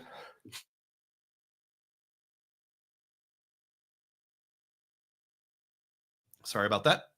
Juan Garcia donates 5 Dugroz memberships. Whoa, being blown away by the wind in my beard. Celebrate, celebrate. Thank you, Juan. I so appreciate that. John indicates that there are 76 people watching, yet there are only 51 likes, which means more than 20 people have not yet clicked the like button. Please click like. Unless you're driving, then you're exempt. But otherwise, please click it. Manuel says, I got to run. Catch you all later. Understandable. Texas Dog says, thanks for reminding me. I just clicked like. I forget sometimes. And Nick says, would you actually put travel on the Ritz or just use it for PP, free night, and travel credit? The only travel I would put on it would be taxes and fees, assuming everything stays roughly the same, to get the travel protections. Basically, taking the path to the Ritz, I would abandon my CSR and use that for insurance because it's still the best insurance card out there, although I have over a year to think that over. Thank you, John. Appreciate it. Some more algorithm triggering here from Tiger Maple. Thank you very much. All right. Let's keep going here. And another addition candidate is the Chase Ink Business Cash or something along those lines. This could actually be the Ink Cash or the Ink Unlimited. It doesn't really matter which one. So again, I want to ride the Ink train before referrals die out in October. My wife could refer me to this card and she could get, I think, 10,000 extra points. Usually it's either 75 or 90. So that's a good chunk of points. Unfortunately, they won't give me a ticket. So since January of this year, remember there was like that 5-day period when Rakuten was giving 30,000 Rakuten points that could go over to Amex on like the Chase Ink cards plus the normal sign-up bonus. I used that for my wife, and they denied her. And then also at some point, I don't remember what the occasion was, I applied for an Ink Unlimited. They denied me. I called into Recon. Their episode was very helpful. I have a video out there. I don't remember if it's public or members only. I think it's members only. Another reason to become a member. We actually recorded the call with reconsideration, and they said, nope, sorry. And she said something like, well, you've already got 3 cards with us. We don't really want to give you a 4th one. So another reason why canceling the IHG business might actually be helpful. I feel like canceling that, reducing my overall credit exposure, did increase my odds of getting approved slightly. It's just a hard pull. I will admit it's a long shot, but it's worth taking. So sometime before doing the thing with the Marriott card, I am going to probably take this long shot. I don't expect it to happen, though, to be honest with you. It seems unlikely. Vincent reminds us that CSR, the Ritz, and the United Club all have the same travel protections. Oh, the United Club does? Like even the emergency evacuation and overseas emergency medical? Because those are the ones I'm most interested in. United Club is probably their expensive one, like their $600 card, right? The Avengers 34. I don't think we've met before. Avengers, good to see you. Thanks for being on board. And hey, look, 83 people on board. Thank you for clicking thumbs up. It's working. I'm going to get my first Citi custom cash in October and then get a Capital One Savor in the same month to complete the Capital One Duo. I like it. I like it a lot. I don't think you'll regret having those cards. Although we don't know how long the custom cash is going to stick around. If you're in beforehand, at least you'll have whatever options exist. Next candidate is the, well, aforementioned Bonvoy Boundless. So the upgrade from Business Green to Business Platinum, priority number 1. Shoot my shot to hop on the Ink train, even though it probably won't work. Number 2. And then number 3 is the aforementioned Marriott personal card, Boundless or similar. Again, if there's some other Marriott card that has a better offer at the time, I can do that one as long as it's a Chase issued Marriott personal card. The sub is nice, but the timing is even more important, as I said, because I want to make that anniversary date fall at a good time of year, especially since I might keep that Ritz-Carlton card for many years, maybe forever. Who knows? Either early September or after October is the right time for me, and that'll probably depend on whether or not I get approved for that Chase Ink card. Early September is good because then you're past summer travel, but you've not yet got to your fall rip trip, which usually falls in like the last week of September or sometime in October. So I don't want my card member anniversary falling in October either. So I either need to do it in like the first 2 weeks of September or wait until October is totally done. One of the two. And that would be a good time because I don't travel unless there's an emergency or something between like Halloween and Christmas. Really, there's no reason to. Generally. And then my 4th candidate for addition is the Capital One Savor, which was just mentioned a few moments ago by the Avengers 34. Thank you. The Savor card, a dream deferred. So as you know, and somebody asked me, I think it was Nicholas, asked me why I don't just get rid of that extra Venture One card that's worthless now and only about 2 years old. I keep hoping they'll let me change it into a Savor, but so far they haven't. They never let me product change yet. And again, I think it has to do with the because I got it back when all the cards were Visas, Visa to MasterCard. They just won't let me. I checked the thing on my app or online like every week, and it just never seems to happen. So what I'm probably going to do is if I end up picking up this card, I will just apply for it outright and then cancel the Venture One, because having a Venture One and a Venture X doesn't really accomplish anything. Savor X is what I wrote. So there were surveys going out about like a new annual fee Savor card that was like $300 or $400 annual fee that's like on steroids, those kind of things. And I thought like, oh, maybe I should just wait for that to come out. And I'm still debating that. Like, I don't know that I would hold off and change my whole strategy hoping it comes out, because right now it's just a rumor. There's nothing confirmed. But my fear would be that could trap me because, as we're just discussing, Capital One doesn't like letting people do product changes, just anything they want. So I could see Capital One doing something dumb like I sign up for a Savor X and they won't let me downgrade it to a regular Savor. Back when we had a Savor and a Savor One, there were people that said that. Like I signed up for the Savor for the first year thinking I would later product change to a Savor One because it's no annual fee, and they won't let me. The only thing they'll let me downgrade to is a Quicksilver or something like that. The other tricky thing is I don't know that Capital One will even give me a sign-up bonus on this, but I want the card so badly I might do it anyway. I've been wanting it for a long time. It just feels good. It's orange. It's pretty. I could have the Capital One Duo. When I travel outside the United States, I could just carry my Venture X, my Savor One, and just roll with those two. It would help me simplify more. So in case I'm ever wondering what to do on groceries, dining, I've got that as a great option. Yes, I have the PayPal debit card for dining right now, but let's be honest, that's going to get nerfed someday. The Savor card would really fit. I just have had to defer my dream of fitting it into my wallet for a long, long time, and it's hard to justify without a sign-up bonus. I did run the pre-approval tool, and they only approved me for the good credit version. This was like 3 months ago, which doesn't have a sub. So we'll have to see how that goes. All right, so we're now going to talk about long-term plans and keeper cards and what needs change. Maybe I should pause for comments before that here. Got a snort.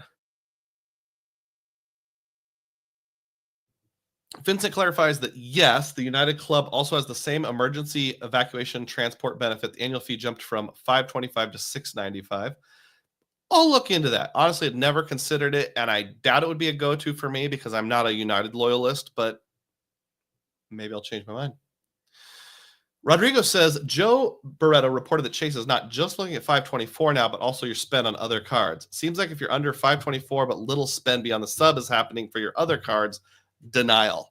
Yeah, I've heard that. I didn't hear it from Joe specifically, but I've heard that elsewhere, that it's almost like 524 is becoming irrelevant. They're doing more like what Amex does, where they just kind of consider your overall profitability. Now, I do run a lot of spend through my Freedom and Freedom Flex cards. The question would be, do they look across the horn from personal to business and say, oh yeah, maybe he'll put more spend on his personal card? Or do they see my Chase Inc. Unlimited sitting there with like 3 purchases a year, my Chase Inc. Cash with only a few purchases a year, and go like, Historic Epic Battle says you have 3 Inc. Cash cards or 3 Chase Biz cards.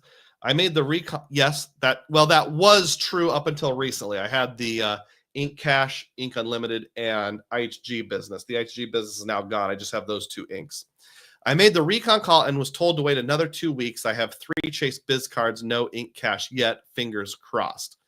Good luck to you. I feel like some of those representatives, though, are just saying whatever they need to say to placate you, and they don't even know the algorithm, what's happening behind the scenes. Chris Sevi says the U.S. Bank Altitude Reserve and Venture X travel protections are really good. Are the additional benefit for the CSR Ritz really worth the high annual fee? That's one of the things I'm debating, Chris. Thanks for bringing that up. Basically, the top end stuff, the emergency evacuation and the medical dental protections are the main ones that a Ritz has that those other guys don't.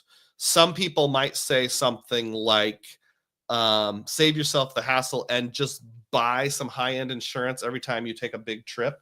And there might be merit to doing that. Although when I've looked into it in the past, it's like, $400 to get that kind of insurance out of pocket. And if I'm going to spend $400 out of pocket anyway, why not just pay an annual fee, which on a net basis will probably be less than $250.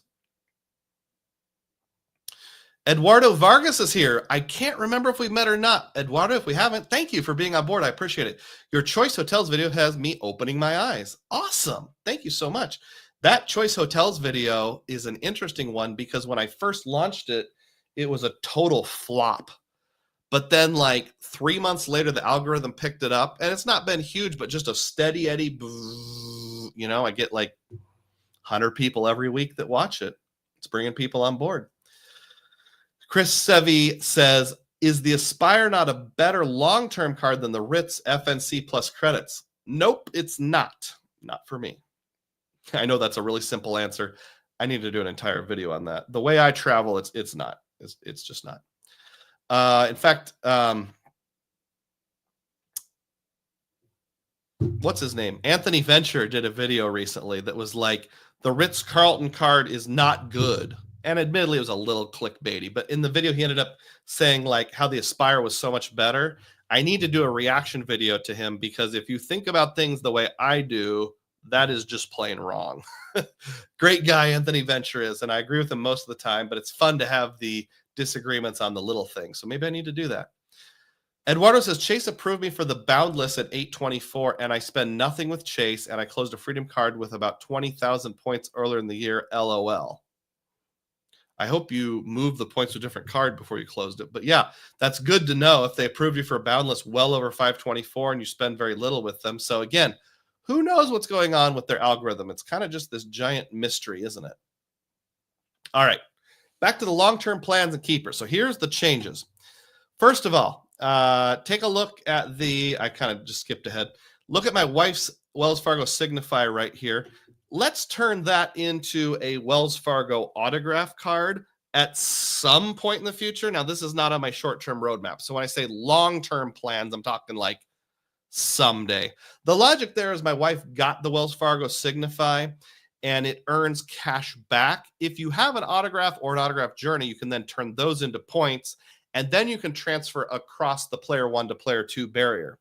But right now, since she just has the Signify, she cannot, at least online, do the transfer across the player 1 to player 2 barrier. So what that would actually look like is not a product change, because you can't product change from business to personal, probably.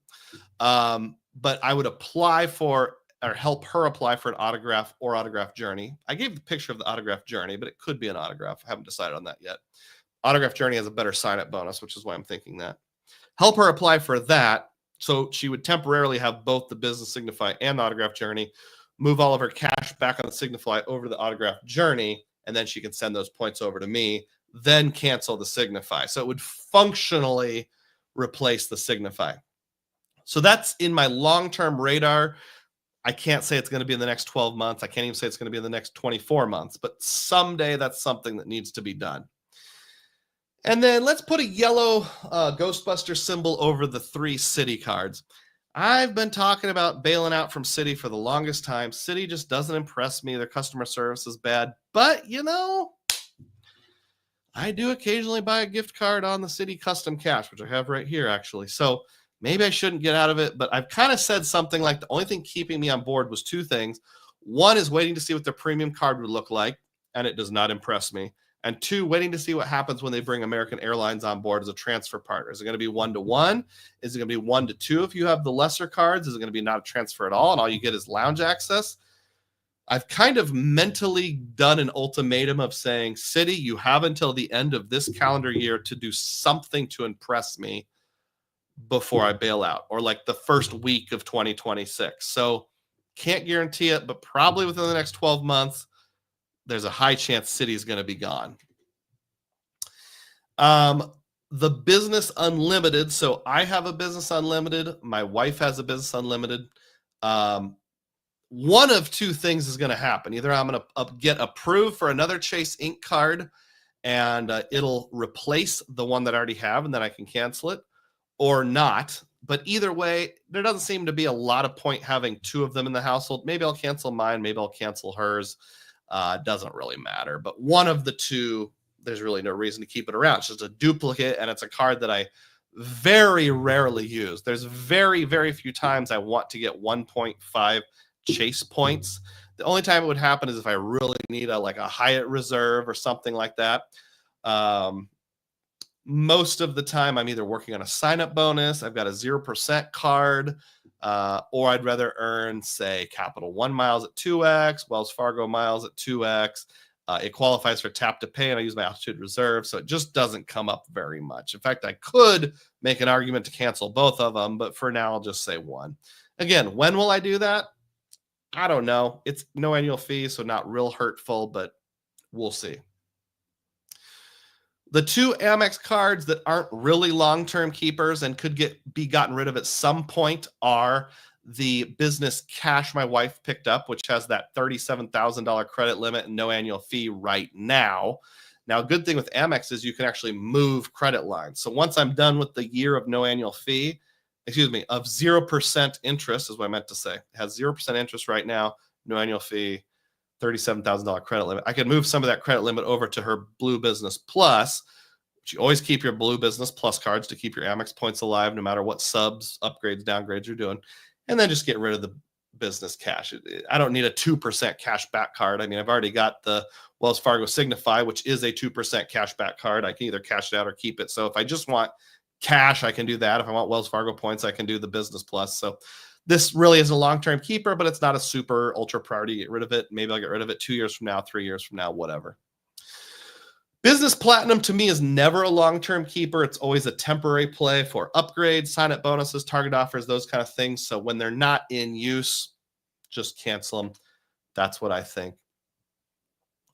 And then we're looking right here, the business triple cash from US Bank. Once I get past a year of 0% interest, don't need to rush out because there's no annual fee, but someday I'll cancel that. That's not a long-term keeper. That's in the plan to be canceled someday. And then take a look in the bottom left-hand corner. I've got my Sapphire Reserve. I either just now or will within the next week or two have my annual fee for the Sapphire Reserve hit. So I get to keep the old annual fee, try out the new benefits in October. I've already started using some of the $300 credit. So I'm going to keep it another year, test drive the new benefits with the old annual fee. Honestly, I think someday that's going away, but I'm really not sure what to do with it. So I've made the Ghostbuster symbol more orange instead of yellow. The yellows are all like, we'll cancel this someday. It's just not red because it's not necessarily in the next calendar year. Orange means I got to do something with this, but I'm not really sure what. So, maybe we'll get this will become a Ritz. I'll just cancel this. My wife has an Ink Preferred. Maybe I'll pick up an Ink Preferred, but we both wouldn't need an Ink Preferred. Do I turn this into a CSP? Because I have to have something to transfer the points to Aeroplan and Hyatt and British and others. So I'll have to make some sort of arrangements. Yeah, I can send my points over to my wife and then let her transfer out to transfer partners. But like the good rewards programs are in my name. So maybe cancel her business preferred. I open a business preferred or product change my Ink Unlimited to a business preferred or something like that. So I'm not sure how this fits in, but paying almost $800 a year for a Sapphire Reserve is probably not in the long-term plans.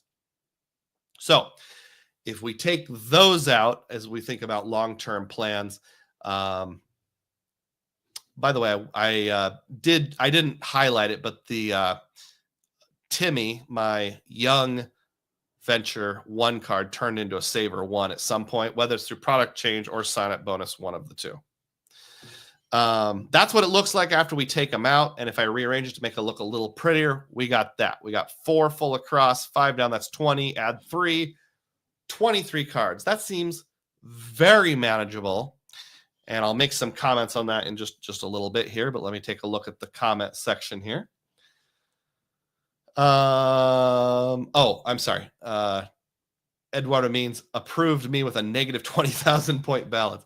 How do you get a negative point balance? It must be like you spend the points and then an item that you bought is returned, so they're taken back off. Also says the custom cash 5%, then transfer to choice 10 points per dollar, insane value. That's true. Although to get the 1-to-2 ratio, I'd have to resurrect my Strata Premier or get the new card, one of the two. I wish having the Strata card would give you the full range of transfer partners without having to pay an annual fee. So yeah, Eduardo, you make a great point. I almost always, it's a love-hate relationship with Citi. Like, I want to just cancel so bad and just not even have to mess with them. It would feel good to get rid of one whole issuer just for simplicity's sake. But then you say things like that, and I see Citi offers, and I've bought Citi points before, choice offers. I've bought choice points before. I can find Epic hotels. Now that I'm kind of pulling back from international, I'm going to be a little more road trippy for the next couple years. That makes, sorry folks, indigestion. That makes all the sense in the world. But Right now, I've got 3 no annual fee cards, so I'm just sitting tight and waiting to see what happens. We'll see what I decide. Rodrigo brings up another great point. Doggone it. Stop making me like Citi. What about Citi transfers to preferred hotels at a 1-to-4 ratio? Not worth it? Worth it, certainly. I had a great experience at the Salamander Hotel once. I don't know if I'm going to be doing a lot of those high-end hotels, but my wife and I are having our 25th wedding anniversary next year, so maybe. Frequent Miler did say that some of the initial kinks with preferred hotel bookings where it doesn't work and their website is wonky, a lot of them seem to have been worked out. So I might have to do some looking of my own there. Vincent asks, how easy is it to transfer Citi credit limits between Citi cards? I have an Aviator Red with a high credit limit that could help after Citi takes over the Barclays AA portfolio. I have no idea, Vincent. I'm sorry. Does anybody else have any data points? I've never tried it with Citi. Tiger says, please do a reaction to Anthony Venture's Surpass video soon. I was thinking I think I know what you mean. The one where he like puts down the Ritz card and promotes the Aspire card. Eduardo says, yes, I was refunded for a deposit a year later. Yep, makes sense. Chris Sevi, is pruning for simplicity, if pruning for simplicity, would you not eliminate the Wyndham Business Earner? That's the only Barclays card.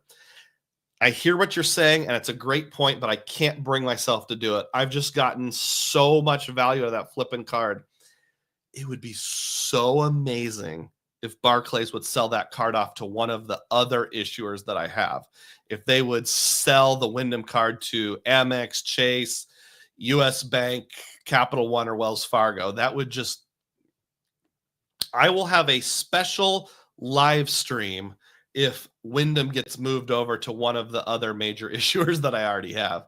But unfortunately, Tiger Maple says, can we get the name of that choice video that you made? Who wants to be I'll give 500 Dugroz points to whoever can find the video I'm talking about. It's like, it's not the one about road trips with choice. It's the one that's like great value for everyone. It's about 1.5 years old, I think. Somebody wants to find it and post the link, that would be awesome. And then I'll confirm if it's the right one. All right, so other commentary on this that I was going to say is, 23 seems pretty manageable, so that's really not bad. This is the ideal, but I'm going to admit you never reach the ideal. Why? Because there's cards coming and going. Unless I hit an end game where it's like, I don't want to sign up for cards for like 2 years, there's going to be some sort of offer on Amex that makes me want to get a new card. Wells Fargo is going to, hopefully, come out with their premium card soon, and I really hope it suits me. It may or may not, but if it fits like that, Venture X-ish slot, like let's say, especially if it was like more than a $200 annual fee, but no more than 400, let you transfer points between other cards. Maybe it comes out with the same benefit that the Golden Ponies card has, where you can get 1.5 on airfare in the portal, that kind of thing. I will pick it up if it's justified. So I'm always going to be adding cards. There's always going to be sign-up bonuses. I love sign-up bonuses. I think they're the best way for average Joes with small-ish spend or average spend to kind of catch up with the big spenders. The only way for people like me to get ahead is either manufactured spending or sign-up bonuses. Sign-up bonuses are the easier of the two.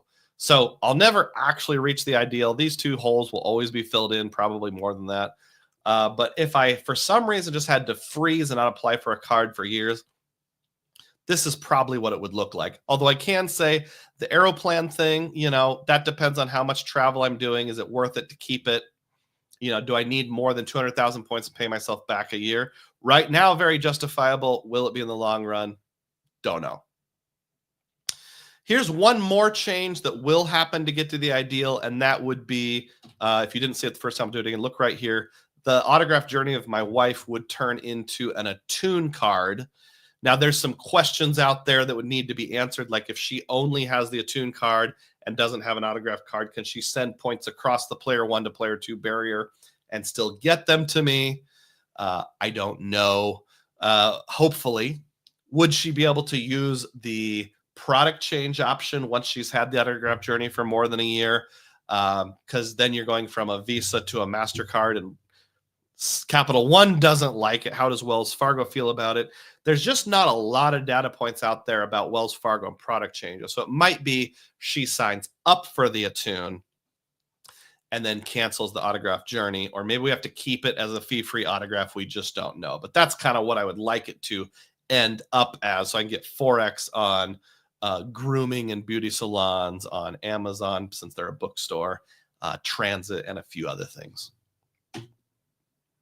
So here's the breakdown of what this looks like. I thought about doing a cool graphic where each section falls down like Tetris. I've done that before, and it's kind of fun, but man, it takes like 30 minutes. And at midnight last night, I didn't want to do that, so I just put it on the screen. We've got 10 chase cards, this block of 9 plus this one little chimney sticking up here. We have 4 Amex cards there in the top left. We have 4 Wells Fargo cards, start here and go around the corner. 1, 2, 3, 4. 2 U.S. Bank cards, the Altitude Reserve and the Cash Plus. Cash Plus is such a solid card. 5% cash back on utilities and gym memberships. That one will never leave me unless they nerf it in the future. 2 Capital One cards. We've got our Venture X and our Savor. I'm going to call it Carl and Lenny once I finally get it in place. 1 Barclays card. Not amused. Right here, the Wyndham card. And when we total those up, that comes to 23 cards. So these are my keeper cards, probably will be kept forever. I forgot to change the graphic on the Bonvoy to the Ritz-Carlton, so let's just pretend that's a Ritz-Carlton card right there. What do you think of my plans? What do you think of my end game, which will never actually happen probably, but what do you think of my keeper cards? Hope you enjoyed that. Putting all the pieces together is kind of like playing Legos. There's always things moving it around. And yeah, if you make it exactly right, it's kind of fun, it's kind of pretty, but the real fun is in moving things around and changing things around. Thank you. That concludes the main event, the theme of the day. I'll leave the kid playing with Duplos up. I wonder if Eduardo posted a link. I can't see links on StreamYard, so I'm going to assume, Eduardo, you get 500 Dugroz points. Congratulations. Historic Epic Battle says, actually just watched it a few days ago. We'll be doing road trips this fall. Matt says, would you trust U.S. Bank to handle Wyndham? Yeah, I think it would. U.S. Bank has issues, but the issues that they have not been that kind of issue. You know, as an example, early part of last year, 2024, they had a massive problem where they were posting their 3x on mobile wallet incorrectly. And they fixed it. They made it right. They gave me 5,000 bonus points. So yeah, that's annoying. Their interface is crappy. Their app, I wouldn't say it sucks, but it's in the bottom 50%. You know, they definitely aren't on the podium at the Olympics of credit card stuff. Their Altitude Reserve customer service is really good. They nerf things like the Smartly card, but as you've said before, Matt, they love to keep around zombie cards. So once they start doing something, they're not going to undo it. So yeah, I think I would trust them enough. Maybe not. I'd rather have them over at Wells Fargo, but enough. Luke Johnson says, I like your credit card plan. Thank you, Luke. I appreciate that. QC Man gifted 1 Dugroz Reports membership. Celebrate, celebrate.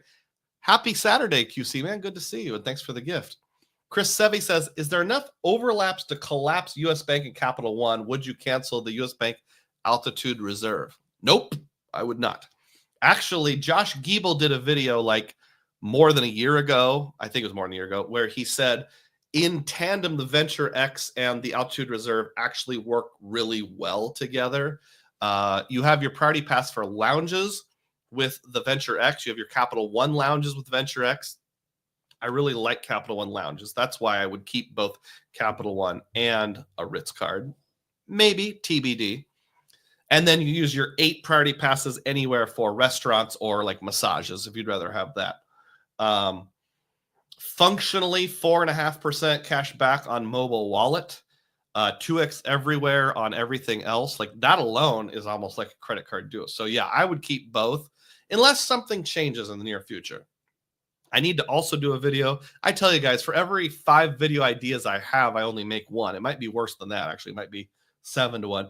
I need to make a video about my thoughts on lounges, about my thoughts on cards working together. I've got a lot of video ideas I need to come out with. QC Man gifts another Dugroz Report membership. Celebrate, celebrate. Whether that was an error on purpose, I don't know, but I thank you. Instead of gifting 2 memberships once, you want to do 1 twice so you get 2 celebrations. Undoubtedly. Hey, Historic Epic Battles got 1 of the free memberships. Awesome. Texas Dog says the OG Amex Bonvoy card looks cool too. Great. Awesome. Cool looking cards are cool. Rodrigo says Wells Fargo's taking so long. I was hoping the premium card would come around in the $400 range, but now I'm sure it'll be around $650 since all the premium cards are rising. So probably some coupons. I made a video, and I don't remember if it's members only or not. It's like called Wells Fargo Do This. It's got me like reading a crystal ball in the front, where I basically said, if Wells Fargo did this, I think they would get a ton of business. I think they need to embrace that mid-range, more than 200, less than 400 position for their premium card. If they came out with like a $250, $350 card that was like basically a clone of the old Sapphire Reserve, just a smaller travel credit. Like, let's say that I'm just making something up here. $350 annual fee, and you get a $100 broad travel credit. So you're netting in at $250 a year, but you can transfer between cards freely. You get 1.5 in the portal for flights. Don't overprice your portal. You get good insurance protections, maybe even top-notch insurance protections. And then add like Air Canada as a transfer partner. I think they would slay it. And now that they've had their asset cap lifted, maybe they're more likely to be interested in customer acquisition rather than just premium cards. So I think they have an opportunity there, but I'm not a bean counter, so I don't know what they're going to go with. Luke says, as I hear you work through your CC plan, it helps me consider my own too. Great. That's why I do it. Matt says, I made a video called Choice Hotels, How to Get Outsized Value about a year ago. Thank you, Matt. I appreciate that. You get 500 Dugroz points also. I just now decided. QC Matt says that Josh Giebel video made more sense when the Venture X gave more generous lounge benefits. True. Absolutely. That is true.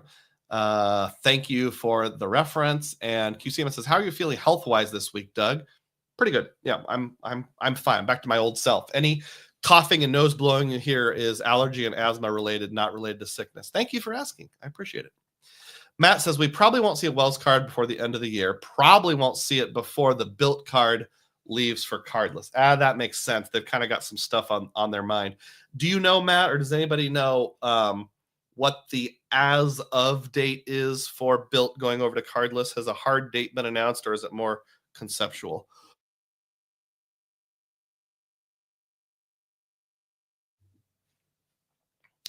All right. It is 10 till noon here in the Central Time Zone, and I am ready to go to the community tab. Actually, I almost put my microphone away. Why would I do that? I actually need to do my community tab questions, and I don't have to go to the bathroom this week, so we're just going to dive right into it. I mean, I do a little bit, but I can make it 10 minutes. Just February is when the cardless thing comes on board. Too bad they couldn't arrange it to be exactly as of January 1st. That would make things crisp and clean, but I understand from an IT perspective that can be challenging probably for certain things. Like at our church, our fiscal year goes from February 1st to January 31st instead of matching with the calendar year. And the logic is there's all kinds of people making donations at the very end of the year, like on December 30th, December 31st, which even though they're credited the donation in that year, a lot of times they don't post till like January. So it's like almost an arbitrary division. That's beside the point. Why am I going down that path? All right, let's talk about what is on the community tab. So every Friday, I post a picture online, and your job is to guess where the picture was taken. So here is Here is this week's picture, and you're supposed to guess where that picture was taken. So let me look at the guesses in terms of what has come in so far, and we will see what people have answered.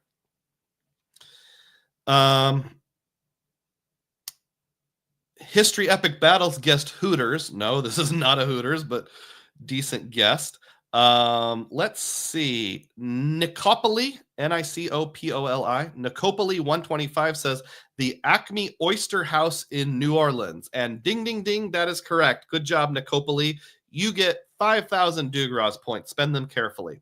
I asked what gave it away, and he said this. My brother and I were talking about this place about an hour before you posted this up. Good memories, but the checker tablecloth and the red cups did it. There's also a sign in the background that says Acme Oyster House, but I saw that after I made the guess. You were doing God's work on YouTube, especially after Stan retired. Thank you for the kind words. I really appreciate that. Brady Smith said New Orleans. Partial credit. I'll give you 3 DouglasRose points, but you didn't name the place. I asked if anybody wanted to guess who was involved, and nobody took me up on that. Flying Ryan almost said Oyster House and Gulf Shores. Then I saw the comments. That would have been a good guess because I have been to Gulf Shores before. I'll give you 127 DouglasRose points there, Ryan, because you referenced a place I've actually been. And then RemGB says, using AI, I was able to detect it. The power of AI is unbelievable, and wrote this. This looks like the Acme Oyster House, the neon Acme sign in the background, and black and red, white checkered tablecloths. I said that wrong.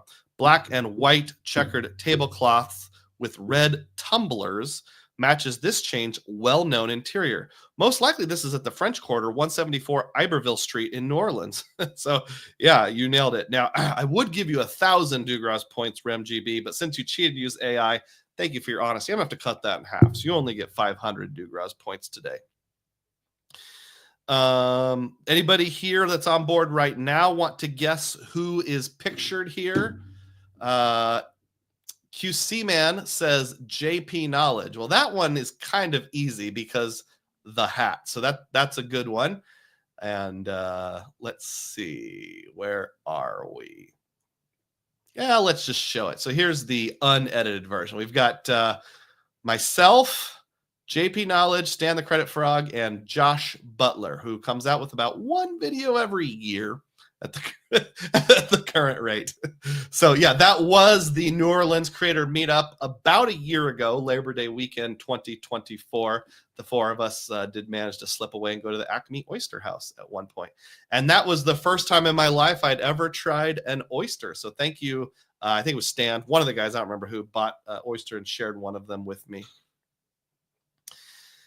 QC Man did guess New Orleans correctly, a little behind schedule, but did. Xavier stops by, who I saw in New Orleans, and dropped $4.99. Celebrate. Thank you so much, Xavier. I appreciate everyone. Every donation you make, 80% of it supports my channel. I'm going to get a new monitor. I've thought about getting one of those giant monitors that like wraps around. New desks. My sit-stand desk has given up the ghost. It has turned into a sit desk. And it's not even level. Like if I put something like a cartridge from my, what do I have that's a sphere? Cartridge from my inhaler on my desk. Maybe you can listen here.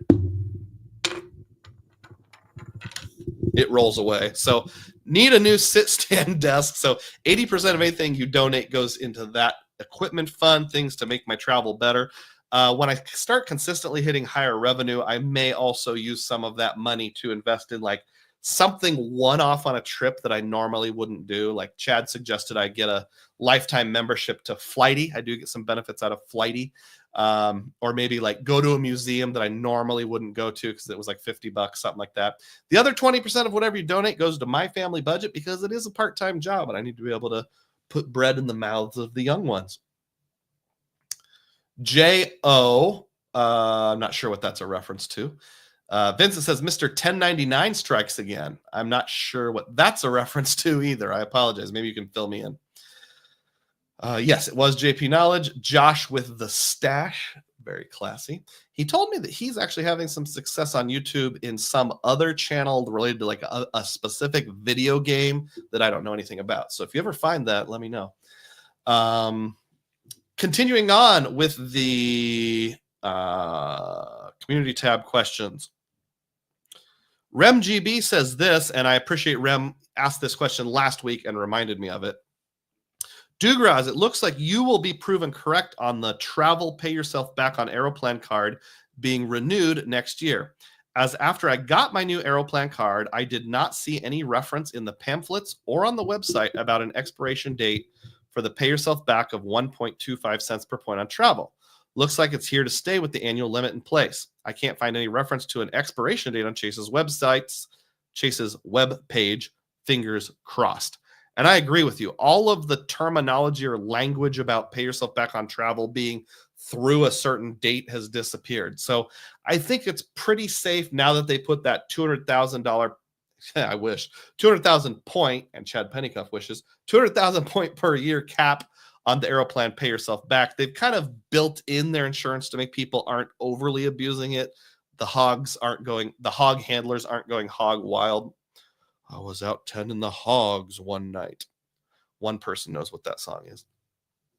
So yeah, I think we're good on the Aeroplan card. Now, obviously, any issuer can change any credit card at any time as long as they give enough notice to satisfy federal regulations, just like the Smartly card is now getting nerfed by U.S. Bank. So it could change in the future, but it's not going to be a planned expiry situation. It'll just be because they decide to make a change.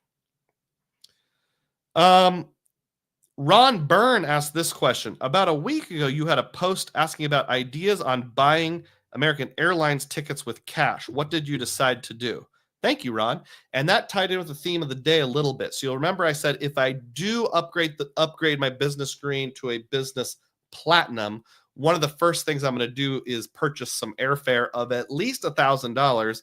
Might be more like $2,000, $2,500, pushing $3,000. We'll see.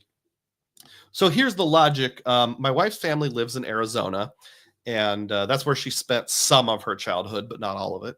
Her parents still live there. And every 5 years, my in-laws want to have a big celebration on their anniversary. So the big anniversaries like 45th, 50th, 55th. We're coming up on one of those real soon. I don't remember which one. But they said, as our anniversary gift, we just want you to come. So we're coming at Christmas, and they're going to pay the airfare, and generously they're going to let me purchase it in any way I want and then reimburse me. So that's why it's going to be a cash purchase. I'll be able to earn points. And I thought, what better way to earn points than a sign-up bonus, even though like the business platinum card does not give you 5x on any airline like the personal platinum does. It's still at least 10% of the way to the sign-up bonus. So that's a good use considering it was what did I say earlier? A something percentage return on spend that was pretty good, 10% or north of 10%. Anytime you get a north of 10% return on spend, that's pretty good. That's not even accounting for, the potential of using Amex points for greater than 1.5 cents per point. So that's probably what we're going to do is I have to do it fairly soon. Like I need to buy that airline stuff by no later than maybe middle of next month. So not wanting to blow 524 slots or hard pulls. That's another reason why an upgrade is useful, because if I upgrade my business green to a business platinum next week, it will immediately, although I'll probably wait one full business day just as a precaution, count towards that sign up or upgrade offer bonus, even if I present the old green card. And it's all online, so the numbers will be the same anyway. So that's how I'm going to use it. I'm going to use it to get started down the path of that upgrade offer business screen to business platinum. Thank you for remembering, Ron. I appreciate that.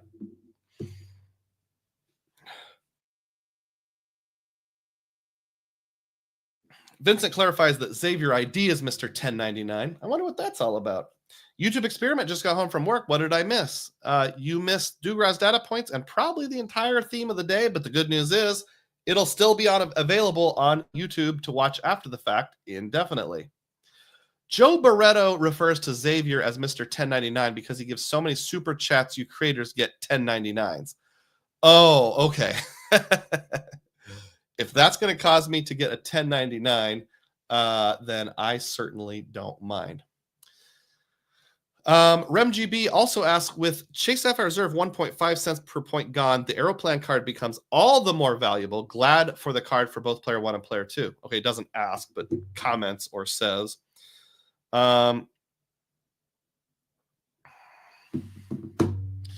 QC Man, the smartly nerfed for version 1 holders is much better than throwing them into the version 2 group.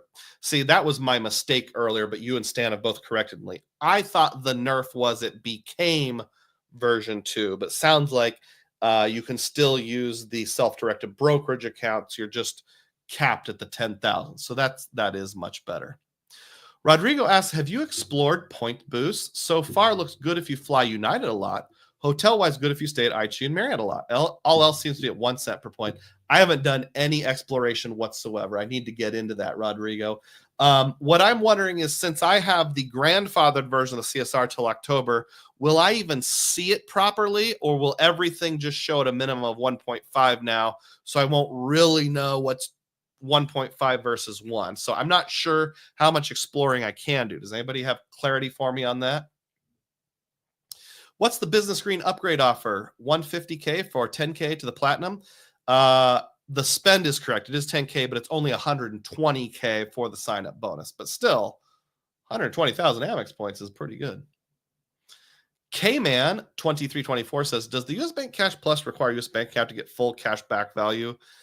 I'm not sure.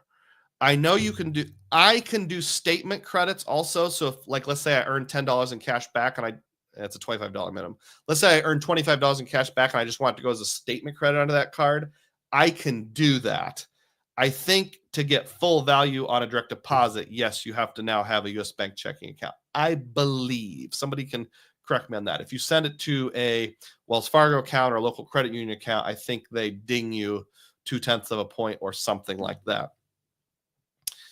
Still following through with the community tab questions or posts or comments, and that's all there is. Thank you, everyone. I appreciate it. QC Man clarifies that Points Boost is the only grandfathered CSR holders can see till October. Only so you can explore it now. Okay, good. But what I'm wondering is, like, will everything show at a minimum of 1.5 for me since I'm grandfathered? So I can see the difference between 2 and 1.5. I won't be able to see the difference between 1.5 and 2. This is pure speculation on my part. I don't know that for sure. Chris Sevi says, the new Chase setup is a bit weird. I redeemed through the portal with the CSP at 2.8 cents per point at a high hotel with Points Boost. Just FYI. Huh. That is weird. Weird good, though, because, I mean, well, let me ask you, did you get to count it towards your Hyatt status? For me, if I was staying at like a Hyatt house or a Hyatt place, that wouldn't even matter because, you know, free breakfast, anything, unless it was the kind where you had to pay for parking. I would rather get to count the purchase as a purchase and get 2.8 cents per point than transfer it to Hyatt. But yeah, that's pretty good. Assuming the cents per point was roughly equal. Hey, we're going to bring it to an end here. If you want to, nobody has claimed the weirdest super chat dollar amount yet, so you still have a chance to do that. He clarifies it was booked through the portal, so no status. Again, on those lower end stays, it probably wouldn't matter. If you're like me, I don't have status anyway. So unless JP was going to donate a gift of Hyatt stay to me, that wouldn't really matter.